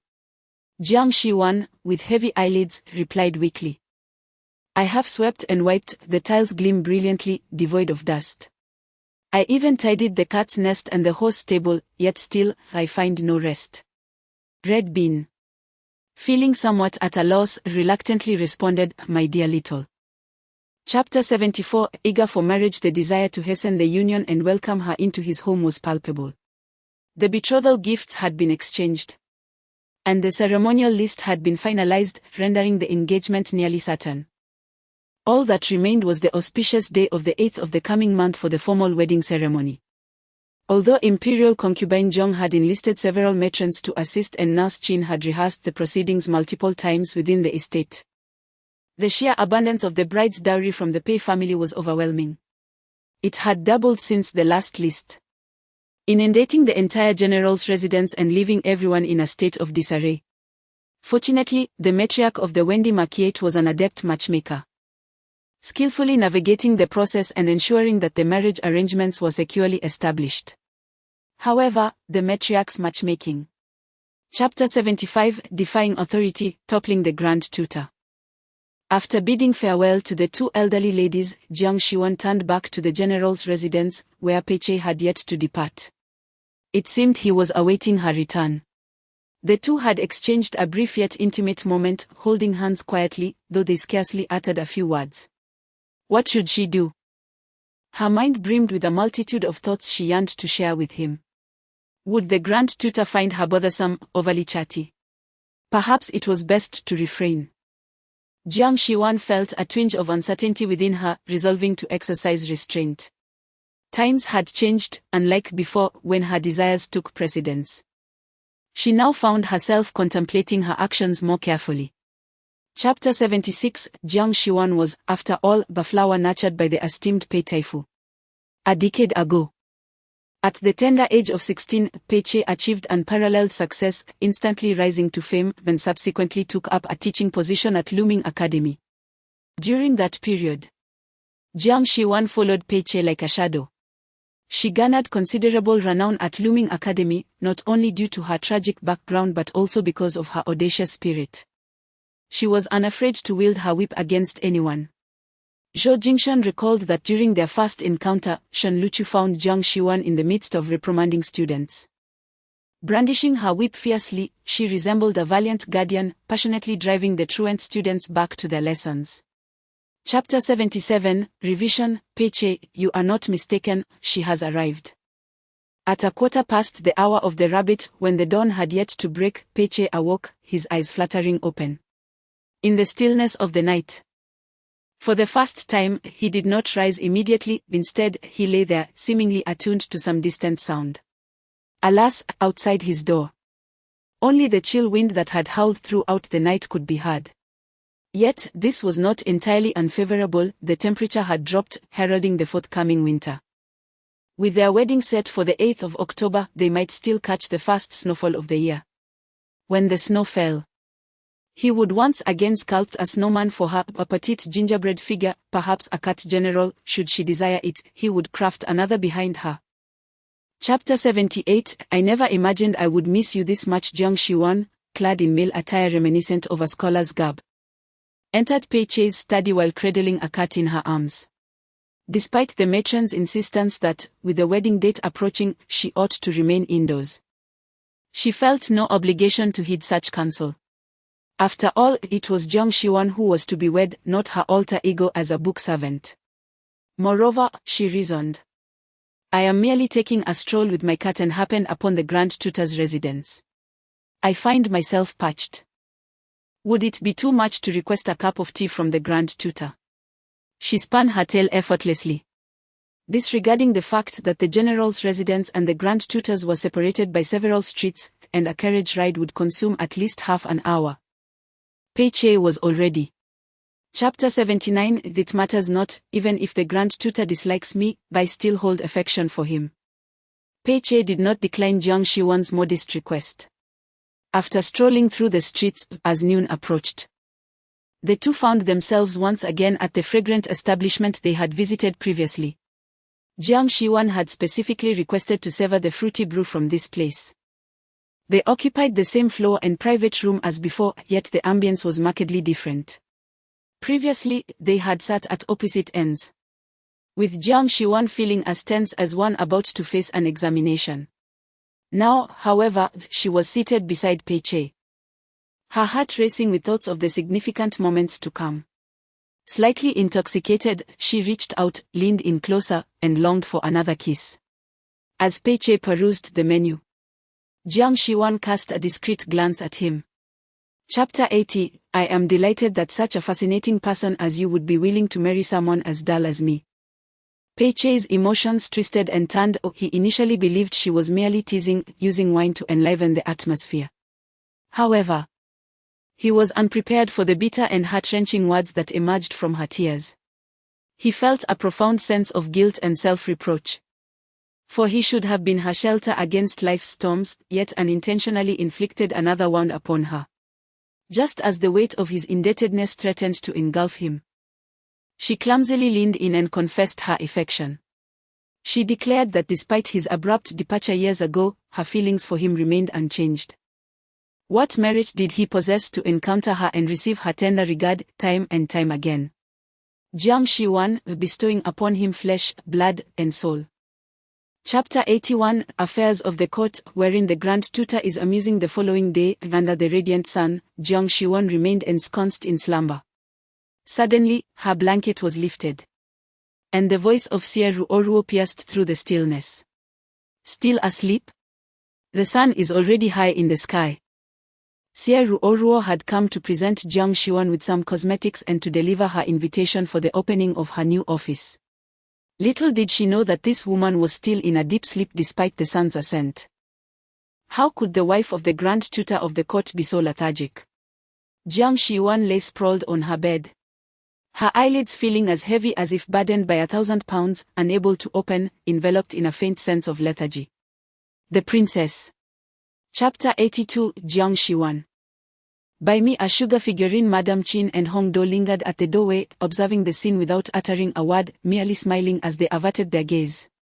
The Grand Tutor and the young lady, an old man with a young wife, had once caused Madam Chin some concern regarding the vivacious nature of the young lady, fearing it might not harmonize with the Grand Tutor's composed demeanor. However, witnessing their affectionate closeness, particularly the Grand Tutor's indulgence and understanding, she felt her last vestiges of worry dissipate. The Empress was indeed correct. The Grand Tutor was the most suitable companion for the young lady in this world. His character was of great worth, a realization she had come to 10 years ago, when the young lady inadvertently burned the Grand Tutor's book. Chapter 83. Did you hear? The fortune teller claimed we are most compatible. Jeong Shi-won selected the largest sugar figurine. Of course, Pei Che merely took a couple of symbolic bites, leaving the remainder to be consumed by Jeong Shi-won, who declared it a timely demise. Eat less, be cautious of toothache. Pei Che expressed his concern. Jiang Shiwan cast him a sidelong glance and replied with a triumphant smile, "I never suffer from toothaches." Pei Che chuckled along with her. Yet an overwhelming desire to kiss her suddenly surged within him. She was infinitely sweeter than the sugar figurine. After satisfying their hunger and thirst, the two rose and began to meander forward, swept along by the throng. The lights illuminated the surroundings as a dazzling array of sights and sounds greeted them from either side of the bustling street. Jiang. Chapter 84, Jiang Chaochao and Pei Jingjing. After finishing their archery, Jiang Shiwan had intended to join Pei Che for a delightful performance of shadow puppetry. However, to their dismay, a sudden downpour disrupted the splendid weather. The once lively and warm crowd scattered in a frenzy, transforming into a chaotic scene. Concerned for their safety, Pei Che swiftly led her to seek refuge under a nearby awning to escape the rain. The torrential rain fell in sheets, accompanied by a chilling wind, while the streetlights flickered, appearing as scattered points of illumination against the dark curtain of rain. Crouching beneath the eaves, Jiang Shiwan watched the raindrops cascade from the rooftop, her head drooping slightly, enveloped in a sense of melancholy. The prospect of witnessing the shadow puppetry had been dashed. Chapter 85. For the past 3 years, he has been supporting you. Jiang Shiwan had no choice but to dress elegantly to entertain guests. Upon meeting the marquis, he was invited to take a seat. Jiang Shiwan politely offered a bow to Lord Shen. The matter of being a foster daughter was merely to silence the public, and Jiang Shiwan did not take it to heart, thus addressing him with the courteous title of Marquis. Shen. He was clad in a perfectly tailored robe, his hair meticulously arranged, clearly having taken care to present himself before stepping out. Yet, he could not conceal the weariness etched in his brow and eyes. Noticing a hint of unusualness in Jiang Shiwan's voice, Shen, he inquired with concern, "Are you unwell? As winter approaches with its chill, be sure to keep warm." Chapter 86. What is the name of the wedding of two geniuses? After bidding farewell to Wan Yuanhu, Jiang Shiwan was once again urged back to bed by Qin Mama. The medicine she had taken left her feeling somewhat drowsy, and she drifted into a slumber. Upon awakening, she found sunlight streaming through the floral window, illuminating the beautiful couch by the window. Pei Che stood before the couch, his slender fingers idly flipping through the storybook she had been reading. The feline general, with its sweeping tail akin to a broom, rubbed against his leg, feeling neglected. The feline general leaped onto the soft couch, discontentedly pressing its paw upon the storybook. The man chuckled softly, "Why are you so restless, just like her?" Chapter 87. All doubts have found their answers. A chilly autumn rain descended, heralding the arrival of colder days. Jiang Shiwan patiently awaited the sun's ascent before donning her thick cloak and venturing out. The carriage made its way directly to Looming Academy, halting at its entrance. At the grand gates of the academy stood a stone wall, serving as a monument to the accolades of its scholars. Once, her name had graced this wall. Yet on that day, she felt no joy in its recognition. Jiang Shiwan disembarked and found herself unable to resist pausing in contemplation. At that moment, Shen Luqiu emerged from within the academy. Shen Luqiu immediately spotted her. Chapter 88. Words that should have been spoken 10 years ago. I hope it is not too late now. I do not approve of your marriage to Pei Che. In a private room of the tea house, Jiang Shiwan had just taken her seat when Duke Cui reiterated his statement.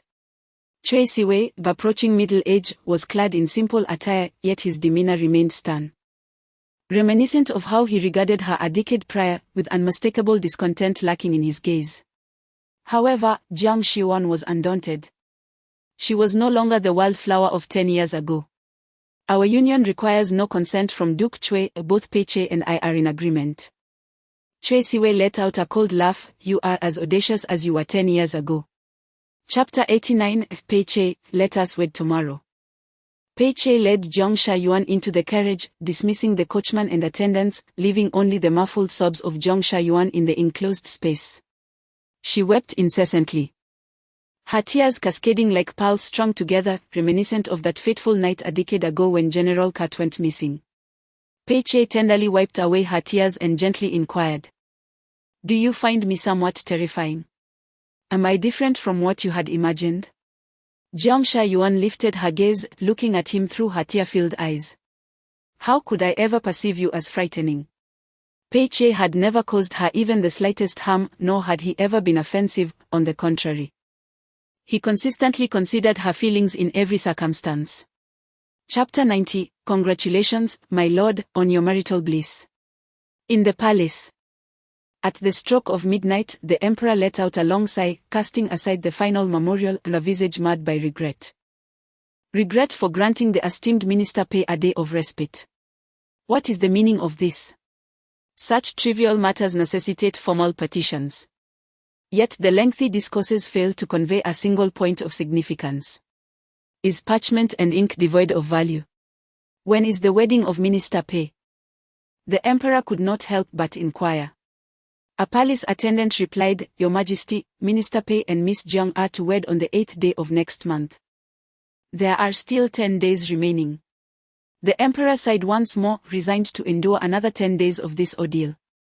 Chapter 91. He compared me to the wind, the moon, and the wildflowers blooming across the spring hills. Oh, Jiang Yuan donned a vibrant red wedding gown, only to belatedly realize that her words had not only caused chaos in the general's residence but had also stirred up the imperial harem, the grand tutor's estate, and half the city. Jiang Yuan could not help but marvel, is this truly the allure of Jiang Yuan? Allure, my foot. She had landed herself in yet another predicament. Oh! How could a wedding date be rescheduled at the last moment? How could one cry and fuss, unable to wait even a single day? There is no such desperate bride in the world. Chapter 92. Eternal companionship of twin shadows, never departing in white-headedness, bidding farewell to loved ones. Jiang Yuan felt a tinge of sadness. Yet, upon hearing the words of Hongdo, a wave of surprise and joy washed over her, then she swiftly repressed her tears. Is my brother back? What challenge did the emperor pose? Jiang Yuan exclaimed, lifting her veil as she and Xia Ruoruo spoke in unison. Everyone turned their gaze towards Hongdo. Hongdo responded, the challenge was regarding marksmanship. Jiang Yuan's heart raced anew. Her cousin, renowned for his mastery of the plum blossom spear, was unmatched in the capital. How could a mere civil servant, Pei Che, possibly triumph over him? Chapter 93. The Grand Wedding. Only you double shadows forever accompany, growing old together without parting. Pei Che's solemn vow, accompanied by his remarkable marksmanship, resonated amidst the fervent cheers at the entrance, reaching Jiang Yuan's ears. With her head bowed, she could not suppress the smile that danced at the corners of her lips. Humph, it seems she still does not know enough about Master Pei. Her worries were unfounded. As Hongdo arrived to broadcast the event, the third prince made his entrance as well. Having shed the cold armor he wore before stepping inside, now adorned in a deep crimson garment, perfectly suited to the day's festivities. After lingering outside for a while, the auspicious moment had finally arrived. Chapter 94. The bride's anger. Shalang steals another kiss into the bridal chamber. Into the bridal chamber. The raucous guests, along with the relatives of the Pei family, jubilantly surged into the newlyweds' room, with the most exuberant voices coming from the playful great-grandchildren of the Pei clan.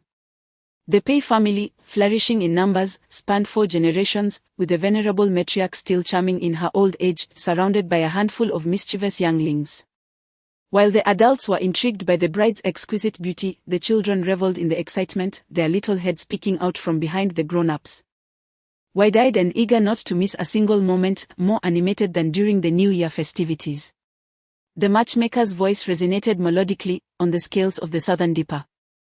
May fortune, prosperity, longevity, and happiness gather.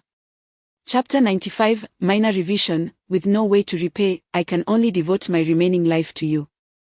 Pei Che arrived at the banquet, where guests were aplenty. Even the emperor had specially summoned the third prince to extend his congratulations. However, the number of guests was indeed overwhelming. Despite the presence of companions to help shield him from excessive drinking, he still consumed a considerable amount. The head of the Pei family observed his younger brother's gradually paling countenance, and he found it inexplicably amusing. This was the first time he had witnessed such vivid emotions on Pei Che's face. Within a single day, He had seen Pei Che display feelings that had remained concealed for the past 2 decades, joy radiating from his heart, eyes brimming with affection, and now a growing impatience due to the overwhelming number of guests preventing him from escaping. His brilliance was undeniable. Chapter 96, to bow repeatedly beneath her sweet whispers as the first light of dawn broke. The dragon and phoenix candles that had burned through the night flickered with remnants of their glow, leaving traces of red tears. The vast Pei residence, though enveloped in tranquility, was adorned with flowers and brocade, and the lingering echoes of yesterday's joyous revelry could not be concealed. Pei Che awoke, yet before opening his eyes, he bestowed a gentle kiss upon the person in his embrace. He was unaware of the reason behind his newfound clinginess, an incessant desire to touch her. Just a little more, again and again. He hoped she would not disdain his clumsy attempts at affection. Jiang Shiwan remained lost in slumber, only sensing a soft caress, like a feather brushing against her eyelids and gliding over her cheek. Chapter 97, It is all my own choice, I cannot blame anyone else. There is no need for you to inquire, those who are loquacious will reveal everything themselves. The head of the Pei family set down his chopsticks with a deep sigh. 30 years ago, when my father was gravely ill and intractable, my mother, having heard of a peculiar remedy, insisted that the umbilical cord blood of a newborn could restore life. Thus, Ten Lang came into being. Regrettably, my father passed away before Ten Lang was even born, never having had the chance to see him. My mother, overwhelmed with worry and weakened by childbirth, fell ill immediately after Ten Lang's arrival, leaving him to be raised by a wet nurse. Jiang Shiwan set down his bowl and chopsticks, quietly. Chapter 98, Is it permissible for you to deceive me, while I am not allowed to deceive you? Mother, please enjoy some tea. Jiang Shiwan knelt before the elder Madame Pei, offering her the tea. Just as she barely touched the ground, she was swiftly lifted by Madame Pei. Good child, rise. With a beaming smile, Madame Pei sipped her tea and then placed a luminous pearl into the tray behind Jiang Shiwan. I heard you have an affinity for these trinkets. Take it and craft a delightful ornament. Should you require more, do not hesitate to ask your mother. Jiang Shiwan's eyes widened in astonishment. Is this truly a luminous pearl? Not merely a pebble. How could it be so easily grafted? Chapter 99, Jiang Shiwan. The letter you have been waiting for has long since arrived at your hands. Pei Che's mastery of the card game was nothing short of mesmerizing, leaving Jiang Shiwan utterly astonished. Pei Che was indeed correct, she was akin to a decayed piece of wood. How else could she have naively believed she could triumph over Pei Che, only to indulge in an extra bowl of rice and playfully flick his forehead? Was that merely an ordinary forehead? No, it was the forehead of a genius housing the intricate tapestry of literature and the destiny of the nation. Jiang Shiwan glanced at Pei Che's smooth brow and smiled softly. Fortunately, she did not cause any harm, otherwise she would have been unable to assume the role of the esteemed Grand Tutor's wife. Chapter 100, Can we indulge a little tonight? So for the past decade, you have never abandoned me, have you? Jiang Shiwan turned to him, her tone nonchalant, her gaze lacking the usual decisiveness, as if seeking confirmation. Pei Che suddenly realized that he had been excessively joyous, neglecting a crucial matter. For the past 10 years, it was undeniably a shared torment. Yet she had resolutely unshackled him before attending to her own needs. The moonlight was gentle, yet Pei Che's kiss was even softer than the moonlight of this night. How could I bear to let you go? His kiss fell upon